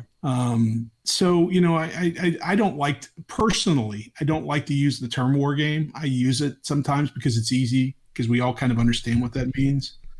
But for that reason, I'd also like to find a different term. And what would the term be, Harold? What's that, Dan? Say it again. What would that be? Like, what have you come up with? Conflict simulation is what I like. Volko says historic simulation. It just sounds so scientific. You know what I mean? Like, it's got to be something more fun, like war game. Come at me, bro. Let's play a come at me, bro game tonight. I mean, part of the problem is we're a bunch of old white guys, right? Yeah. And so, I think part of it is we just don't see how weird it sounds when we talk about playing games of war. I guess I don't see it. I don't see it. I agreed, and that's my point, right? That sometimes, because you're an old white guy, you don't have the perspective of somebody that looks in from the outside with a different background. Well, the other thing too is war game itself and war gaming. The terms are actually used, in the business world. Have you war gamed it out? It's a term that's thrown around. Did we war game this? Did we war game that? But I would say, in my experience, simulated and modeled. Yeah. Much more than war game. Nate, you're boiling. I want to hear it. No, it's nothing like that. A couple of things. Steam's rising. I actually, to something you said earlier, I had a college professor that I dinged off that very thing that you were mentioning, because we were talking about a war. I think it was Revolutionary War, but the guy was almost giddy in the way that he was talking about, the professor, and he was talking about, well, the soldiers were thinking this and the soldiers were thinking that, and they were, thinking about the bigger picture and the morality and this. And I'm like, no, they weren't. I talked to the professor, and I was like, look, I served overseas. I guarantee you, they were not thinking about that. They were thinking about their moms, their wives, their buddy next to them in the hole, and the fact that they were cold and hungry and would go the hell home. They did not think about the grander meaning of what they were doing in that damn hole. And he kind of got distracted, and I got a B in the course. So, but I think that's a victory, Nate. Yes, the fact that I didn't fail, I called it even. To what you're talking about war gamers being kind of like a niche thing, it's really not. The biggest miniatures game on the planet right now is X-Wing, which I play, and that's very easily called a war game, and many tens of thousands of people play that game. You've got 40K, which is still huge. Yeah. So there's a huge complement of war gamers. What do you say? Dungeons and Dragons? Those are not war gamers. Dungeons and Dragons? No. You're fighting a dragon.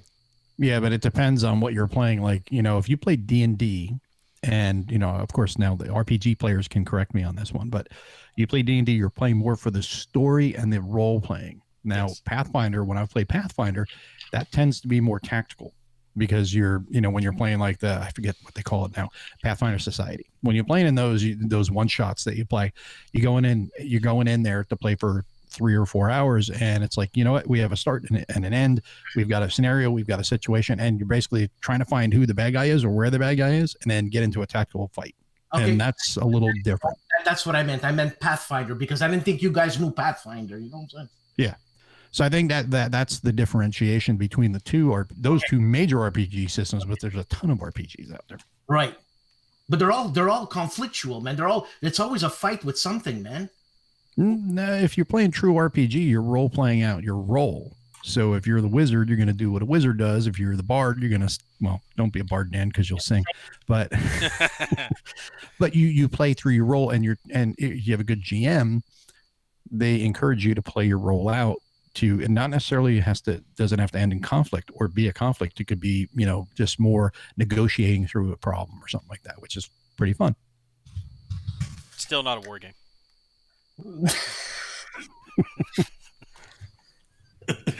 Sorry, I couldn't resist. So, okay. Now, John says here, football involves a ball, but not a foot. She would call it arm ball. Yeah, you should call it arm ball, because football is you play with your foot, and it's foosball. They kick the ball. There's punting. They kick squat, man. Go see this. I hate to call it soccer, but go see soccer. They kick the ball, Nate. No, soccer. That's not a sport. That's just. Oh, that's not a sport, Nate. They just kind of. Let one of those guys kick you in the ass. We can all agree it's not a war game. It's not a war game. Yeah. Well, no, I mean they've got the miniatures games that are based on sports. Yeah, was it the Blood Bowl? I've got that one. That's a war game. No, Nate. What? Nothing. I love you, Dan. Yeah. I will tell you this, though. If you ever do play Harold in Twilight Struggle, he goes for the jugular right away. I'll tell you that. He's very good at that game. And unfortunately, he and I had played several times. And then the last time he sent me an invitation, I was like, oh, I'll get back to it. And I was just tied up at work, and I never got back to it. Then the invite expired or whatever. And I was like, I've just been too busy. But if you want to get roundly kicked, play Harold. He's good. That's for sure.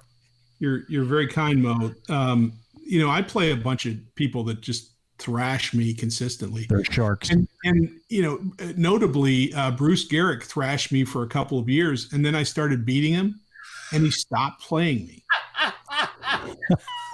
He stopped. Can you believe that?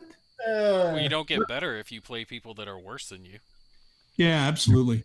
You've got to, and that's that's my favorite game. War game or not, that's my favorite game. I just love everything about it, and I really, because I've played it so much, I just respect the elegance, the work that Ananda and Jason did is phenomenal. Like all time favorite. Yeah, oh. Yeah. I mean, it's a good choice. They caught lightning in a bottle, that's for sure. Yeah, no, it's a part of it is the selection of the theme, right? The time period. It's very romantic to old white guys like us. Hey, there's my main man, Patrick Garrett. Patrick Garrett serving in Japan right now in the diplomatic corps. Is that Pat Garrett, the guy who trying to get? I hope I'm allowed to say that. Is he the T-shirt winner? Yes, I think so. Oh, we still trying to track down T-shirt winners? Well, I mean, Harold got him. I couldn't get him. So we did the presentation. Dan picked out 2 people at random. 30 days later, I'm still saying, Dan, can you get me these addresses? And he said, I can't. There's one of them I can't find. So I said, just send me the name. And 5 minutes later, I had Patrick's address. It's true. It is. It is, Dan. It's true. 5 minutes. Hang with me. I'll teach you how to do it. It's an American thing.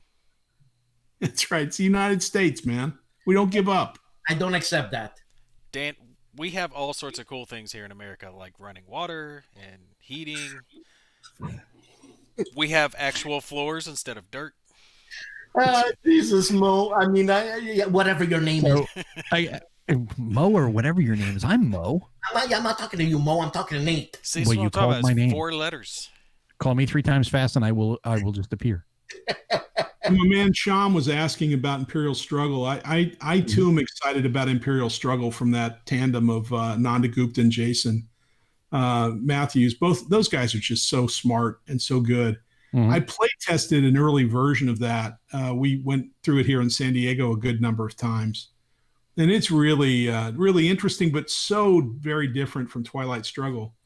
And I think so many people were expecting Twilight Struggle, right? So, so that's going to be It's gonna be a shock for some people, I think. yeah, it'll be a shock for some people, but that's okay. I think the direction they went is appropriate for the conflict, Mhm. and that's what I love about those guys, right? I mean, they don't make a game because they have a mechanic. They make a game because they like a theme, and then they take that theme, right, the long conflict between the British and the French, and then created mechanics that were justified by that war or by the series of wars, right? Is it Hard and similar? soft conflict. Is it similar, or is it completely overhauled, completely different? Well, it's a bunch of interrelated spaces, right? That you can influence across the map. So it's related in that way, but it's very different. The cards in Twilight Struggle are the game, right? That's what Yeah. drives the game. In this, the cards are not the game. The cards are a slight enhancement. They give you a slight capability because they represent ministers in the country and different things they can do. So the cards play a much lighter role. And then you just have a large menu of things you can do, which drive a lot of choices. So it's more like the actions, like the list of different actions that you can take on your turn that are It's almost driving like the game. learning a tech tree. It's almost like learning a tech tree in a civilization game for an easy way to try to relate it. Now, I don't know how it's changed. I know it has, but I played it at your con a few years ago, Harold, when it was just with Ananda, when it was just basically charts, kind of like interconnected charts, and the little, I forget what it was, like I can't think of the term I'm looking for here, but just symbols together with lines, and it was interesting, and I was like, wow, this is definitely not Twilight Struggle. And he goes, well, I'm glad to hear that, thank you, because he did not want to have a repeat of that. He knew that everybody was expecting that, and it's a big departure, but it's similar feel, but definitely a different game. So you're still trying to control certain areas of the map, though. Mm-hmm. Yeah, exactly. So you've got Europe, you've got I don't know, West Indies, for lack of a better term. You've got the Americas, and you've got these macro regions, and then you're trying to exert influence, political, military. Each game plays out. So there are some time periods where you don't have war, right, where it's just the soft conflict. And then you'll go into another time period where war is imminent. So you're always positioning for where you want to be during the next hard or soft conflict. Oh, that sounds really good. It's awesome, man. And these guys, they're the best, right? I mean, I love Volko and Mark Herman and all these. I mean, there's so many people that I think are great, but these two guys together are just phenomenal. So I highly recommend it. And it's supposed to be close, right? Yeah, no, it is. It's very close, and I think given the track record, it'll do well. It'll probably do really well, and then we can see the third game from those two guys in 2034. Am I right? Yes. There's no need to know Twilight Struggle to play this new game? No. It won't help you at all, Dan. And Holden's asking. I'm going to use the medium that we've got here, and I'm going to put a link to it link to the GMT page. And there's all kinds of cool stuff there. There's a map as well. But I'm going to put that in the chat for Facebook or YouTube, right? We're in YouTube. Yeah, YouTube. Yeah. And Holden was asking, any thoughts on 4X games like Space Empires? I love Space Empires. I do too. I do too. There's a mechanical thing about Space Empires that bothers me a little bit as it relates to kind of ease of play, and that is that you know how it is, right? The game's long, and you're kind of playing your own little game until you bump into each other. Mm-hmm. And while you do that, if you make a mistake, it's right. It's how you execute. It just cascades and grows exponentially. And there's no mechanism to check that, right? I mean, it's just because we're doing it ourselves. We can't check that until we hit each other. Mm-hmm. And then you can find out, oh, wow, my carrier cost, I didn't pay enough for my aircraft carrier or my carrier or whatever it is. or battle cruiser or whatever it is. So, so that, that bothers me because I can tell you that I've gotten to a lot of games and it's usually me that screws it up.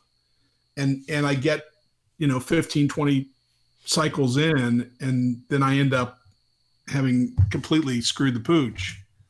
Have you tried the Replicators? That issue aside, I love that kind of game. Have you tried the Replicators expansion for it?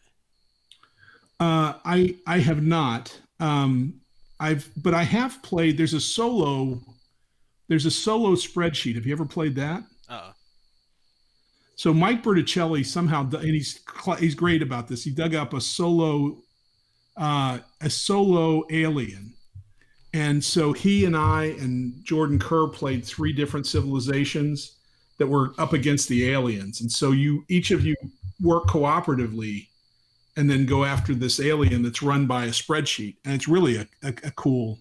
Did you enjoy the Replicators? Or I actually thought they did well with the Replicators. I think that because it's hard to AI the players in Space Empires, and I think that does a good job of streamlining, because that's always what you want to see in a solitaire component, is streamlining the rules, streamlining the play, so the least amount of decisions need to be made, and they almost play like a wave that they're just conquering everything as they just go across. So your goal is to just stop this, and I think that's the premise behind them. Some robotic AI army that just takes over everything. Right. Something I've always wanted to try that I've just not had the time to, because I know it'd be a time sink, would be to combine the Space Empires and Talon game, and then when the forces meet, actually pull it to the side and play out a game of Talon, and then go back. But I mean, you can only imagine how much that would expand. Yeah. That would be a months long experience. Right. But it would be awesome. It would be an awesome experience. Yeah. That's a Callendale thing. I think he. There you go. I need to have like a 74 episode run on it, Oh man, and the rant at the end of that, the review, that would be like years. Yeah, no, it would be fun though. It would be Callendale. Yeah. Now, that dude, he sometimes I get sad watching him. I feel bad. But have you seen him recently? No, I turned on. He thinks he's got the virus. Oh, does he? So he's contemplating his life, and it's just a very. He's an interesting guy, but sometimes he kind of makes me sad. Yeah. He was like that. What was it, a year or 2 ago? I think. Yeah, he was kind of in a bad place, and then he kind of pulled himself out of it, and now it sounds like he's kind of back in that again. So it's tough, and if I'm in a bad place, the last place I want to be is in public, right? Yeah, online. Yeah, having Dan giggle about my No, for God's sake. And I know you wouldn't, Dan. I love you. I'm just kidding. The thing is that Callendale, Enrico, I'm sure he's not very social outside of the internet, type thing. So the internet is, I guess, his social outlet, man. So maybe it's a gift. Yeah, it works for him. Although I can't be the only person who's fallen asleep watching one of his shows. And I'm not insulting the guy. Like I'll go outside and I'm smoking before I go to bed, right? And it's 1, 2 in the morning, and I'm like, oh, this looks like an interesting game. I'll watch this, and then an hour later, I'm like, oh wait, I gotta go to bed. Okay. Oops. Well, speaking of solo games, is there any plans on revamping the solo play for Liberty or Death using the new Arjuna bot that was created for Gandhi? Yeah, I think we're going to do it. Bruce is a big fan of Liberty or Death. I'm a big fan of his work and Gandhi, and of course the bots. And so I think he and Jason are going to work on it at some point. I don't know when. And we haven't really put that on the website because I want to make sure that we can do it timing wise. Sure. But I think we'll do that, and I think we'll see some refinement in some counters. Nice. Or cards. For example, I'm a little bit pissed that the Declaration of Independence doesn't have a bigger impact in the game. So I'm going to crank that thing up, put that on steroids, and for no reason other than to just piss off my Canadian friends like Dan. So, Declaration of Independence, baby. Would that be like a new edition or maybe an upgrade kit? Would you guys be able to do an upgrade kit for that? I think GMT is pretty good about providing an upgrade kit. So you could upgrade for the card upgrades and the bot if you wanted to, but you could also continue to play the game as it stands because everything works. It's great, right? You don't have to. It's not. And frankly, I'm not really enhancing play. I'm just changing it a little bit.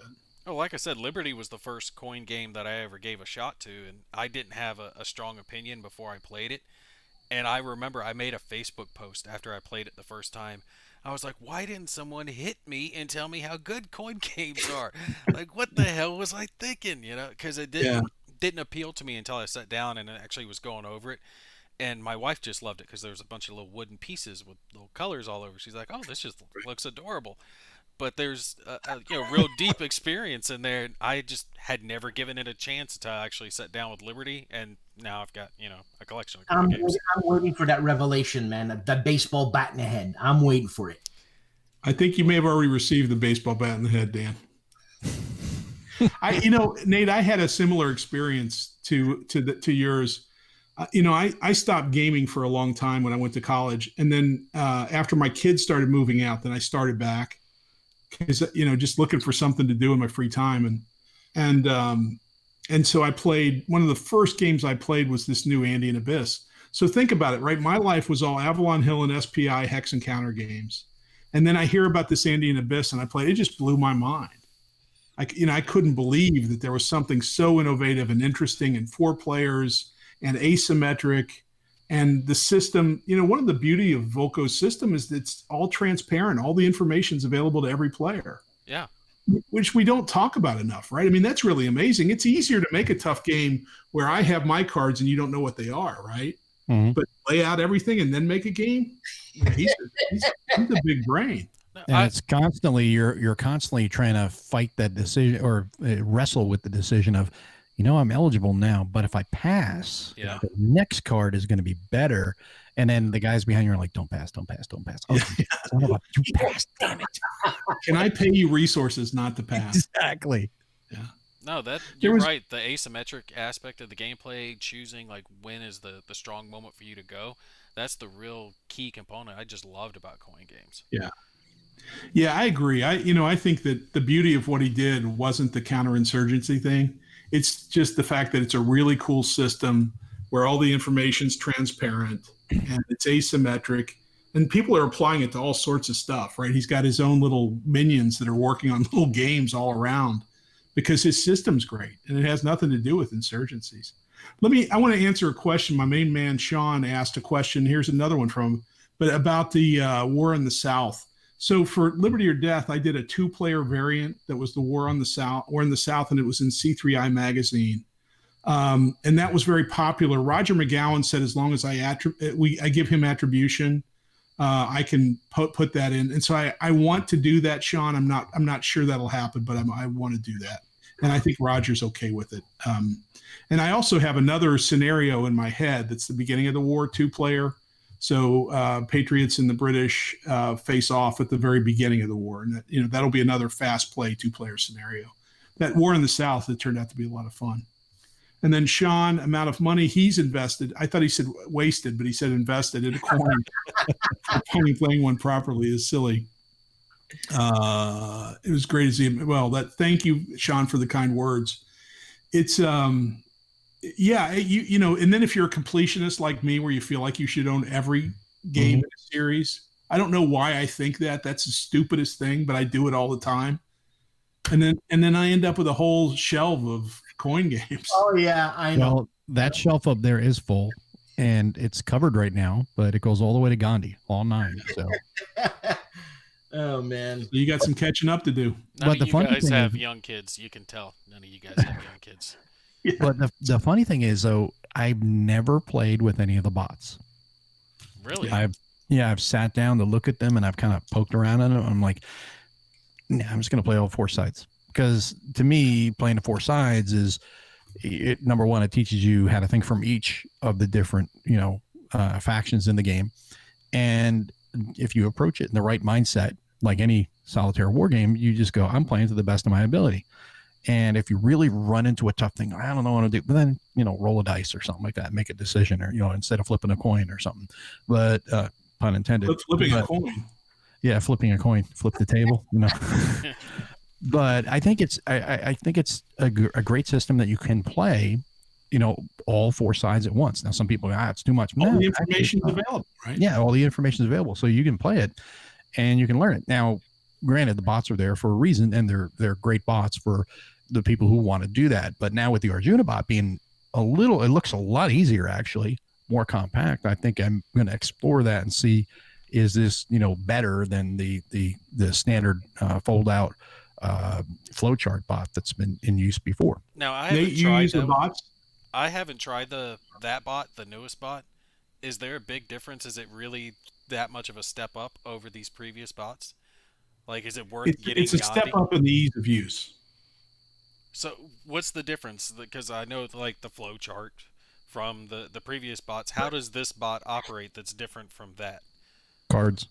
Well, the flow chart is necessary when the instructions are so complex you can't include them on the cards. And so what Bruce did was he designed a system that incorporated aspects of the solo player. And he went through a number of times and would simplify the cards and restate them so you didn't need a separate chart that told you what to do on each card, right? So I like the sound of that. Yeah, it's the way to do it, right? It's the thoughtful way. You know, in the end, you know, there's a bit of a groupthink problem going on where we think that a bot needs to evaluate the entire map situation, gather that data, make choices, and then act like they're a player when they execute it, right? And that's what coin bots have historically done. Mm-hmm. You know, the direction now, I think, is starting to move over to, do we have to be that obsessive, right? I mean, do we have to act like they're players? Because bots in coin games cheat in a big way. There are two massive cheats. One of them is if there's a limited command or a limited op for a bot, then they get a command and an op and a command, right? No, sorry, an op and a special activity, right? So they cheat in that regard. The other way they cheat is that you can't win as the individual until the end of the game, but the bots can win during the winter quarters phase in the middle. And that's a huge cheat. So let's face the fact that the bots cheat and not try to make them like humans, right? And I think that we're starting to see some of that. We're starting to see that simplification. But, you know, to Mo's point, there are players that play those games because those bots have that level of complexity and input and output complexity. And I think that's okay, right? I mean, I think there's a group there. But I will tell you, on most games, and Bruce Mansfield says this isn't true for Gandhi, and I love Bruce and I trust him in everything, but I don't believe him. But in all the other games, 85% of the questions we get on BGG, for example, are about the bots. They're not about gameplay, multiplayer gameplay. That all works. They're about the bots. So that tells you inherently, if people can't understand the bots as they're written and are challenged, we need to find a simpler way to do it. I understand that. I've been challenged by the bots before, going, is this? I don't know. This is what they mean, and I'll end up making a judgment call. You know, it's simple. Meanwhile, I'm halfway done with my game, and you're still on like the second turn because you're fighting with those bots. The thing is, and I don't say it in a facetious way. I mean, you know, it came out that way. That's why I don't mess with the bots. I'm like, I'd rather just play the game, and I play all four sides. Yeah, some of the best solitaire experience I've had have been with, for example, like Uve's solitaire bot for Conflict of Heroes. The way those cards work, you know, walk it down the list, do the first one that applies, and I always thought that plays very well. Not too often do I have to make a judgment call. So it sounds like the coin games are going in that direction, which is all up my alley. They're starting to, Nate. So we're moving a little bit in that direction.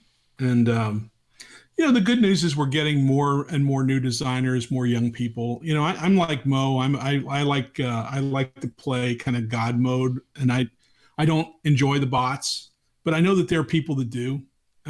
My hypothesis is that if we can find a way to simplify it and make it easier to play, we're going to see a lot more people use those card-based bots than ever used the flowcharts. But there'll be a group of people that are really disappointed because they love the flowcharts and they love the input complexity and the output complexity that bugs me is what they love about it. Yeah. And like I said, that's why we get the questions. Because they love the games. And when that bot gets them to a place where they can't advance, I have a good friend here in town that I love playing with him, and he's a great gamer. But if he gets to a point where a bot is not clear, he gets frustrated and he doesn't ever want to play the game again. And you said, Nate, I apply judgment and I do whatever, right? I'm cool with that too. But a lot of these bot players are not. Yeah, I'm very ad hoc about it. I'll just, what is the best decision at the moment? Because more often than not, I'm filming, at that moment. And I want the bots there. I want them to exist because I want to be able to show that aspect of the game off. And I'm filming the flow chart, showing them, hey, this is where I'm walking it down. But if it gets to a point where I can't get to a very clear decision, I'll guesstimate it, flip a coin, roll a die, and move on with my life because it'll make my video boring and it'll drive me nuts if I try to, get down to the minutia. It's just not worth that level of detail.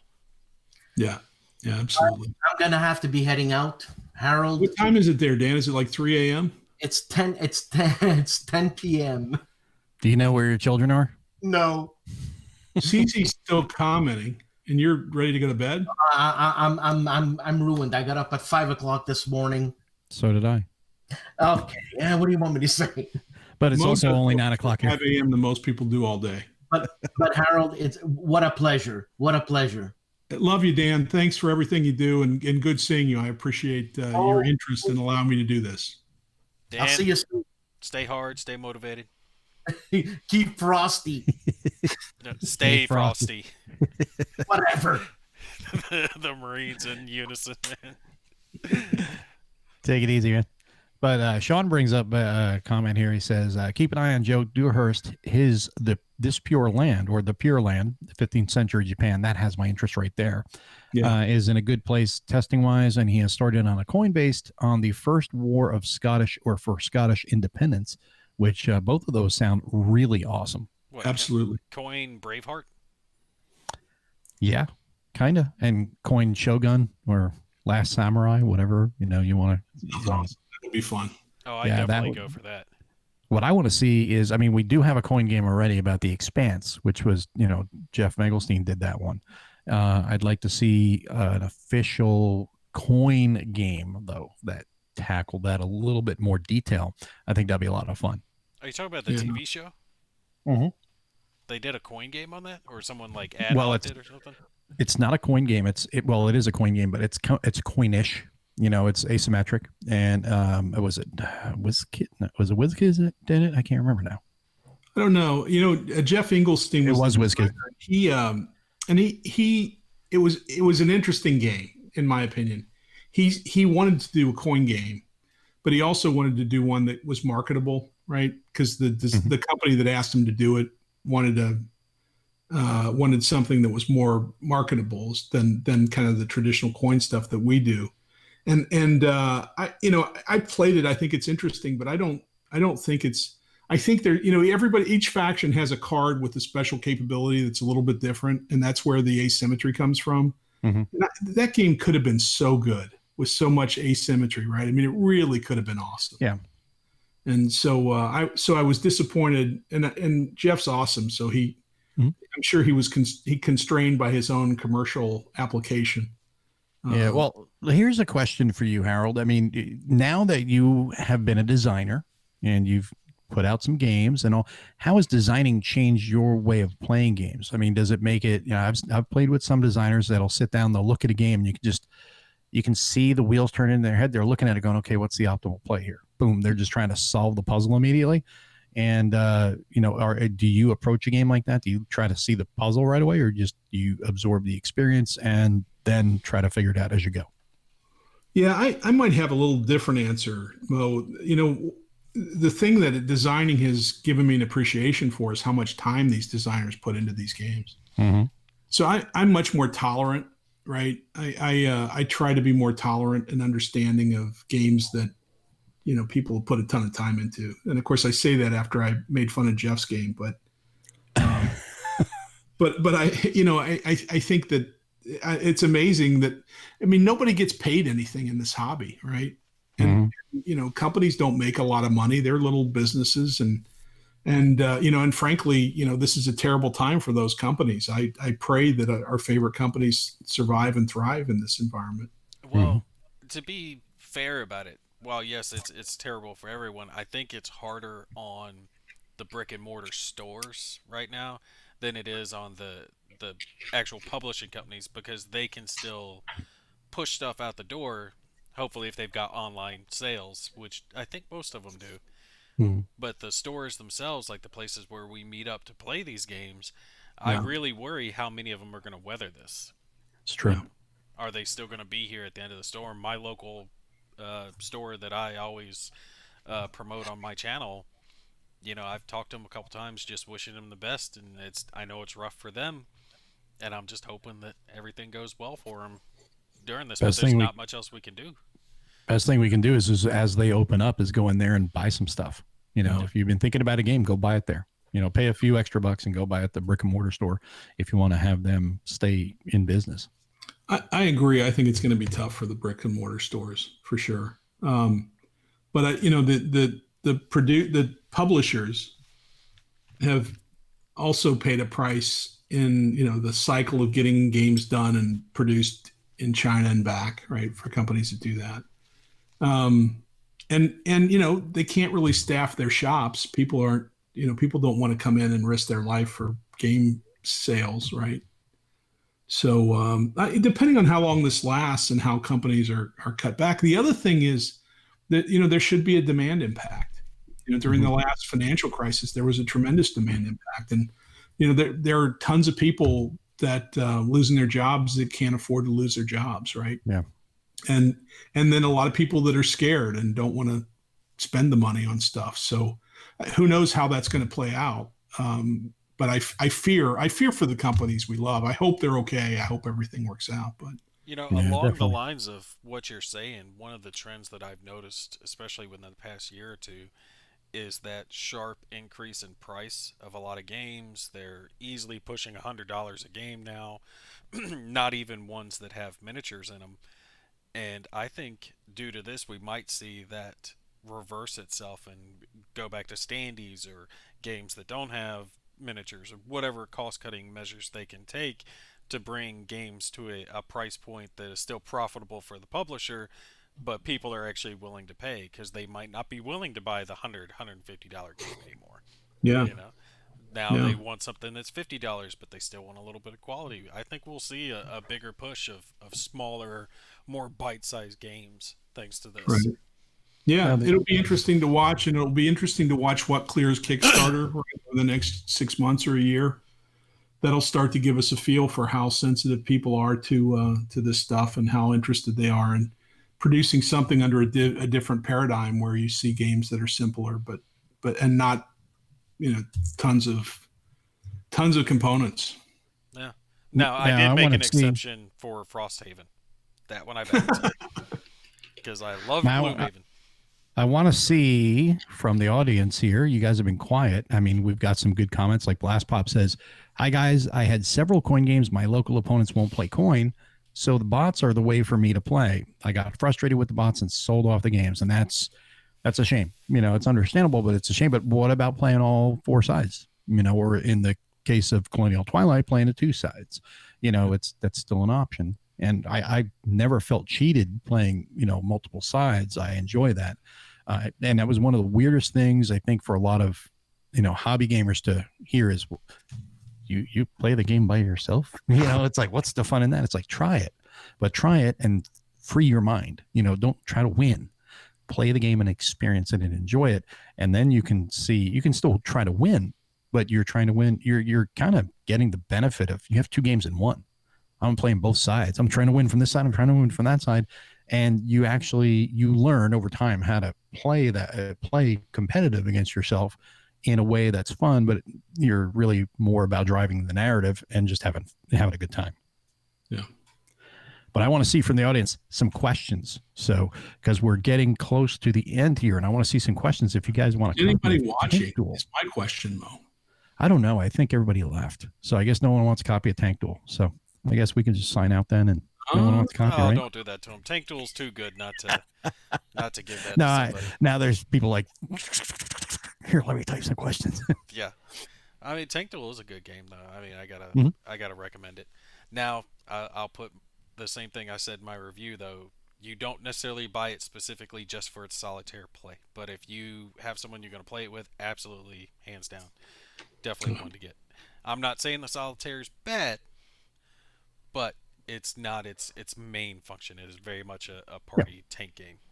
It's a social game. You have to be with multiple people to really enjoy it, and that's why, the first time I said it, I think it was on the show. I said, it's basically it's a war game. It's a party game for war gamers.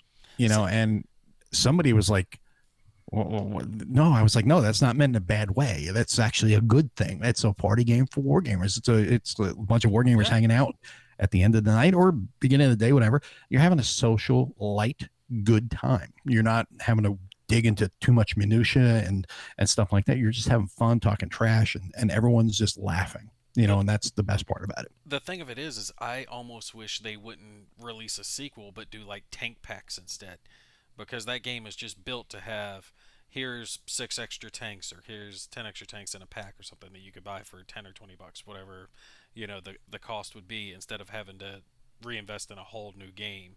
Have, this is the American tank pack, this is the British tank pack, this is more Germans or whatever it is. I mean, Sure. That's all you need. The base gameplay is there. You just need the tank boards themselves, to expand. Yeah, because you don't need maps. Exactly. Yeah, part of the fun of playing tank games. It's just the huge variety of tanks over that tech tree of World War II, right? Yeah. And Ken says, what period of history that there ought to be more war games on? What's everybody's thoughts on that? I'd have to think about that one for a second. American Revolution.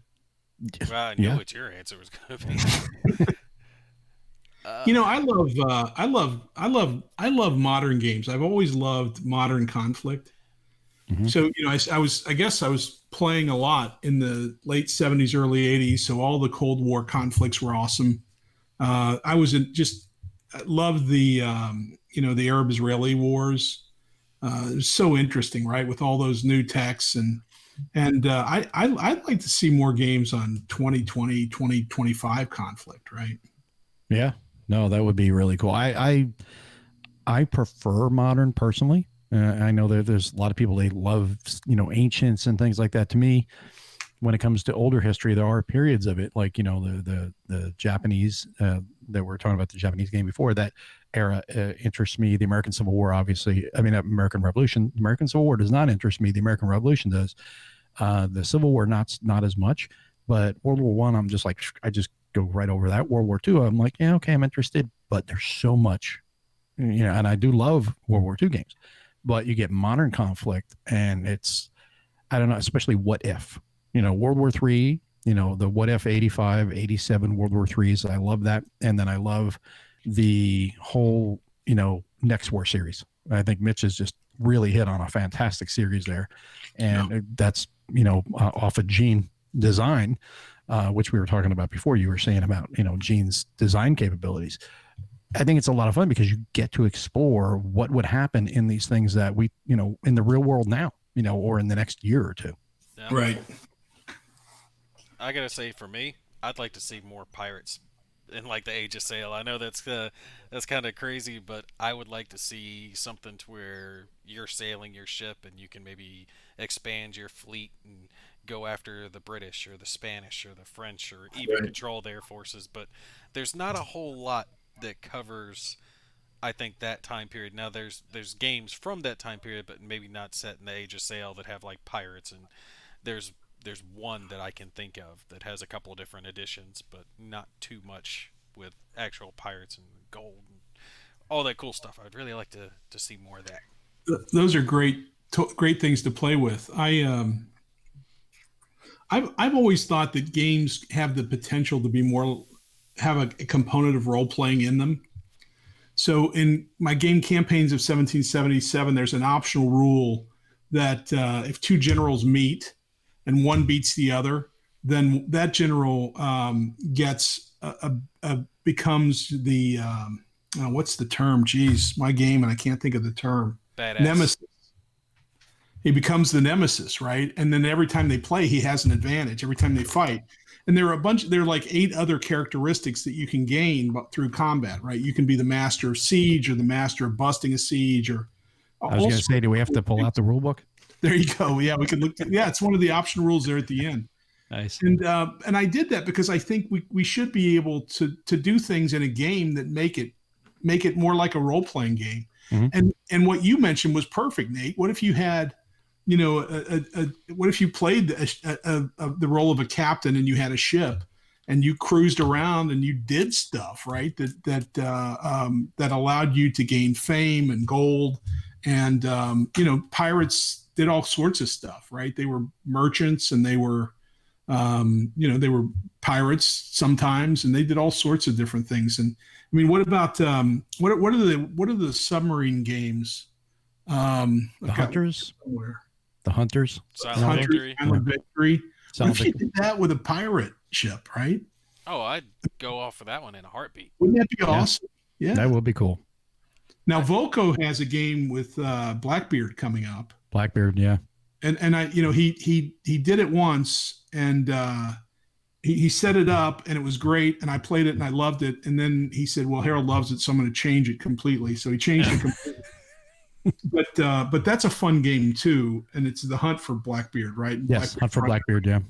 One player plays Blackbeard, and you're running around trying to do your thing, and then the other one is the crew that hunted them off the coast of Virginia and the Carolinas. Yeah, it's actually really interesting because there's little breadcrumbs left behind that you have to track, and then you try to surmise where Blackbeard's going to move to next and stuff, and then you can say, okay, is he there? It's not whack-a-mole. It's smarter than that, but it's not. You definitely can tell where he's going if you pay attention, and not always, because if you have a smart player and he can kind of throw you off a little bit, you can miss him. But it is designed to keep you in it. It's not like one of those, wow, there's a good chance I'm not going to find him because it's luck. Nope. There's deduction in it, which is really cool. The hidden movement type stuff. Yes. And then so Mark you played Berg's Blackbeard. Patrick Garrett brings that up. I haven't played that one. I think that might be the one I was thinking of, though. I had a couple of different editions. Like the first one was Hex Encounter, and then the second one went to like an area movement type. I can't remember which, but it's hard to get the first one, and I wanted the one that was like hex based locations versus just go to this port, go to this port, go to this port. Right. I have the second edition. I don't have the first, and the second edition was the one there was pretty heavy restructuring, I believe, in that, wasn't it? Yeah, that's what I was talking about. So yeah. And then I'm trying to get these other questions in here because now everybody's throwing out a bunch of questions. So how are you going to do the giveaway thing? Do you have like a random number thing, or? We're just going to figure it out. Mark says, kind of, sort of. What do you guys think of the solo narrative games, Hunters, that you were just bringing up? What do you guys think of those? I enjoyed Hunters. I thought those are. I think it's an interesting path. John Butterfield did a game called Ambush when he was at SPI. Mm-hmm. That's really cool. And yes. It's kind of a solo game, but very much narrative oriented. Why has that not gotten? What is the whole story with the ownership on that?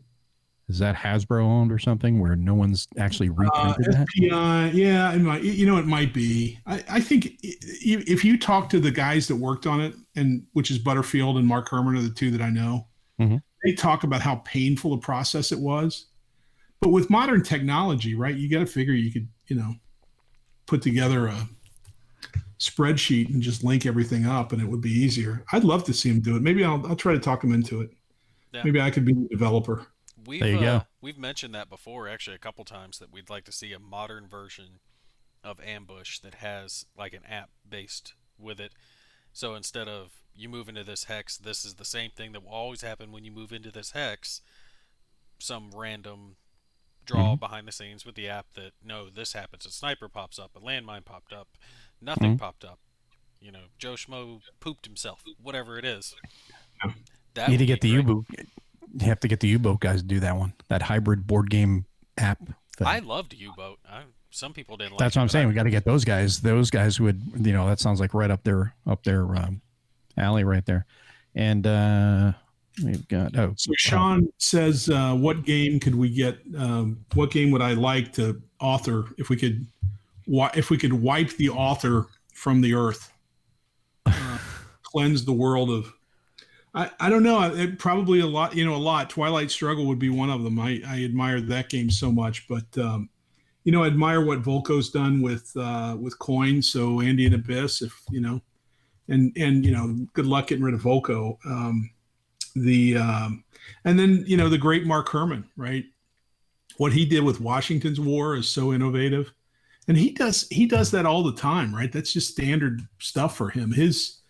The Churchill game is fantastic. I think that's a treat to play, and his you talked about how many World War II games there are. It's tons of them, and he created a World War II game that was different than anything we'd ever played before.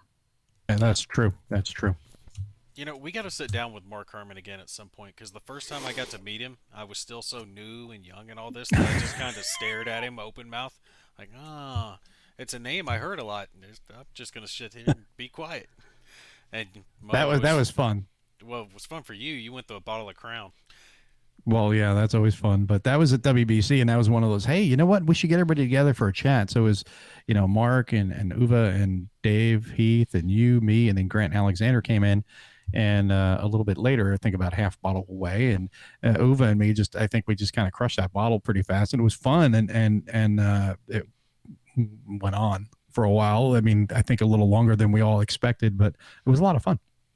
No, that was good. I had a good time. All you got to do is give a mic to ask a question, give a mic to Mark, and he's going to tell you great stories. Well, it raises the question, why am I on here instead of Mark Herman? So you guys need to get Mark. And no, you weren't there at WBC. Otherwise, we would have gotten you onto the show. That's right. Mo? Oh, my goodness. Oh, there you are, buddy. You dropped That down was on us weird. there for a sec.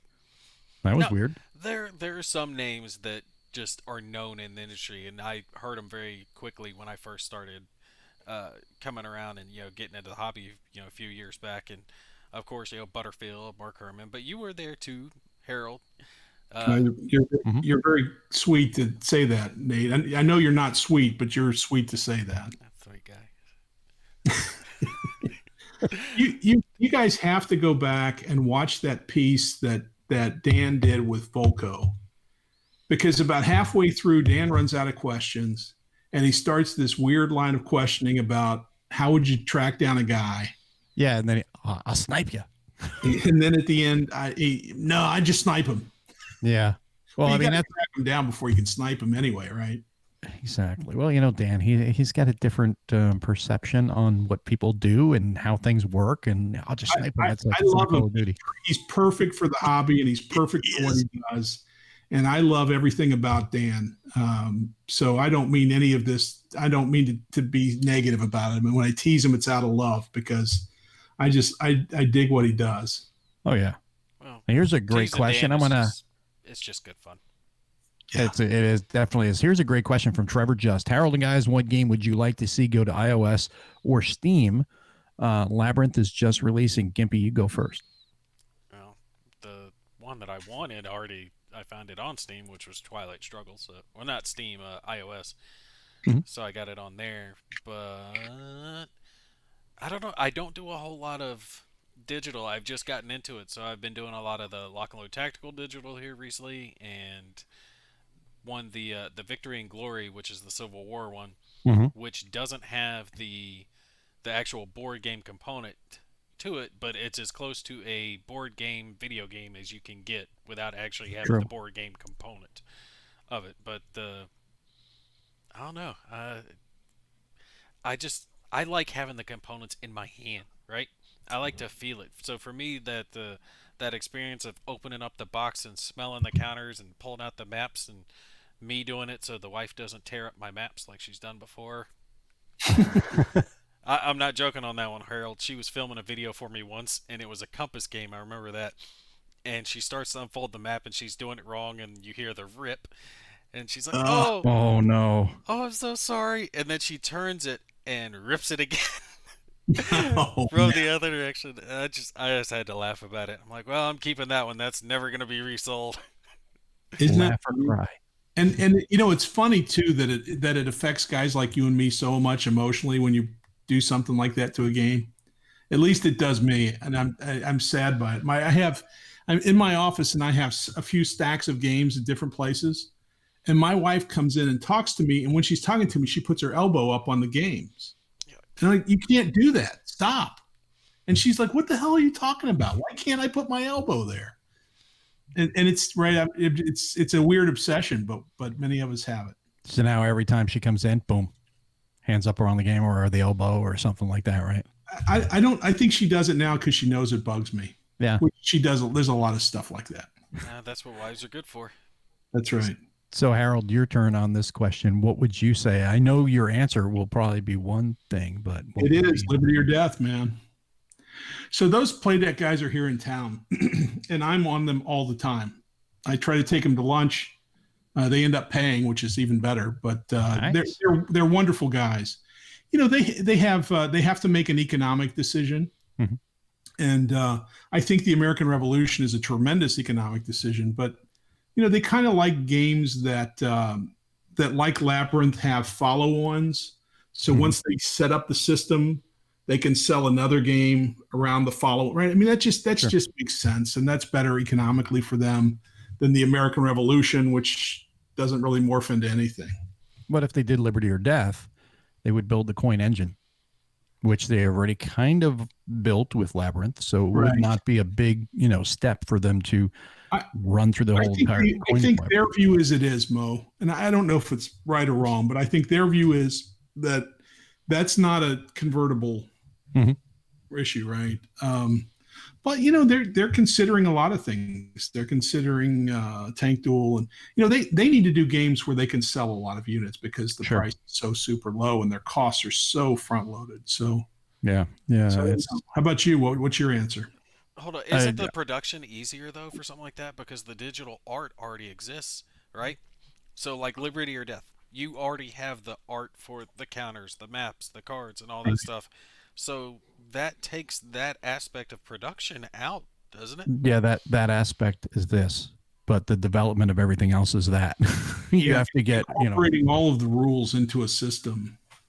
Yeah. Is really, I think that's where they spend all their time. Okay. I'm then the not a multiplayer computer component. guy, so Then a multiplayer component, if you're going to have your own multiplayer or you're going to be on Steam, you can use their Steam multiplayer component. So that makes it a little easier, but there's a lot of different things. Software development is not as simple, cut and dried as some people may think, but my thing would be coin for the simple fact that, I've got two. Coin would be the first one. Any coin, obviously Liberty or Death is one I'd want to see the most. But I think if you built the coin engine and you could just go through all the iterations, that would be great. yeah. But the other thing I would like to see them do is somehow also churn out a bot that you can use with the board game. So you could have one of those. Obviously, you'd have to cook the books a little bit and build a deck, or you could just run the deck from the application itself and then have them be one of the players. But how do you match it up with the software itself on the board? You'd have to keep the board state equal to the software board state, which would be a little work. But they've got these new technologies out there where they're kind of tying in software and the hardware itself, the board game, to where they're kind of seamless. So that'd be kind of neat if you could do that. That's not today or tomorrow, but that's something to think about. And then the other one, obviously, if it could be done, is I'd love to see the next War Series translated to software, to a digital format. Yeah. So Mike's saying the AI is the hard thing. I have to take his word on it. I don't know. I was just figuring with all the art assets done, it should cut the cost some. And then Sean says, Mo, there is an app similar to that called Sidekick that does something like that for Scythe. Huh? Interesting. Well, I mean, Sean has been, just jamming out these questions tonight. So I think Sean should win the copy of Tank Duel. Yeah, Very good. Sean. Well done, Sean. Congrats, buddy. Well done, Sean. And that's we appreciate everybody, contributing in the chat. This is a show for all of us. It's not just, us up here on camera. It's everybody in the chat as well. We really appreciate you guys taking the time out tonight to come by, hang out, and chat with us. And, we're going to close the show out here. I think we've kept Harold long enough, and I don't want to, start talking about CIA and how you're going to track them down, and, we'll just snipe them. Look, I've enjoyed it with you guys. I appreciate it. I watch you guys with great interest. As you publish, I'm usually watching the recorded show, so I can't make comments. If there's something I feel strongly about, I usually write down some curse words and send them to Mo. But it's been good fun. I appreciate what you guys do, and I'll continue to watch all the stuff you post. So keep it up. Well, yeah, no, definitely appreciate you being on, and hopefully in the future you can come back and we'll chat some more. Hopefully when South China Sea especially comes out. Yeah, I'd like to do that. And Sean, if you would send me via message. I guess we see each other in Twitter, but if you send me your address, I will put it in a box. And then once I decide it's safe to go to the post office, I will send it to you. Nate, you were going to say something. I'm sorry. Oh, I was just going to say thanks for giving me a new little saying. I'll just snipe him is going to get added to the repertoire. I've got one Nice. with the wife we joke about from my boot camp days, where one of our drill instructors said, "Don't go telling your mommies and your daddies that you're getting shot at, 'cause you're not." And that's one of our little things. Like if the kids do something stupid, we're always like, "'Cause you're not," So Nice. getting sniped is now going to get added to the repertoire in honor of Harold and Dan. That's excellent. I love it. Well, we've got, already games out there from Harold. We've got Liberty or Death, which we were just talking about. Campaigns of 1777, which is Strategy and Tactics issue number 316. And then we have the upcoming Flashpoint South China Sea, which is still on P500. So don't miss out. Get out there to GMT Games and get in your P500 order if you've not done that. And where can everybody find you as far as your website and also your Twitter, Harold? Yeah, so conflictsimulations.com is my website where I put the notes for all my podcasts, links to the podcasts. So that's one place to find me. And then Harold Buchanan, too, is my Twitter ID, and that's where I spend a good bit of my time. Well, good deal. You, Nate, your turn. Where can everybody find you? TheGimpyGamer at yahoo.com. That's the email address, and it's in the description of all my videos. I'm not on Twitter because I have a life and I can't stand Twitter. I hate that crap. I'm on Facebook, but it's just my name, Nate. So you guys are free to message me on that. I strangely enough, for being one of the younger war gamers, I am not that overly interested in social media. I don't want to get overly involved with it. And the only reason I created the YouTube channel was because I got into wargaming. So right. Well, the War Game channel, the YouTube channel, Twitter is, my primary. I'm on Facebook, but I really don't really use it that much. I mean, I kind of do to keep in touch with some people and to see what people are posting, but I'm not really that big on it. I'm more onto the Twitter and, the YouTube channel as well. But I think we're going to call it a night, guys. And like I said before, really appreciate everybody coming in on the audience tonight and participating in the chat. We had a great time with you guys. And Harold, once again, thank you very much for taking the time to come in and hang out with us for a couple hours. Thanks a lot. I appreciate it. Good night, guys. We'll see you in a couple weeks.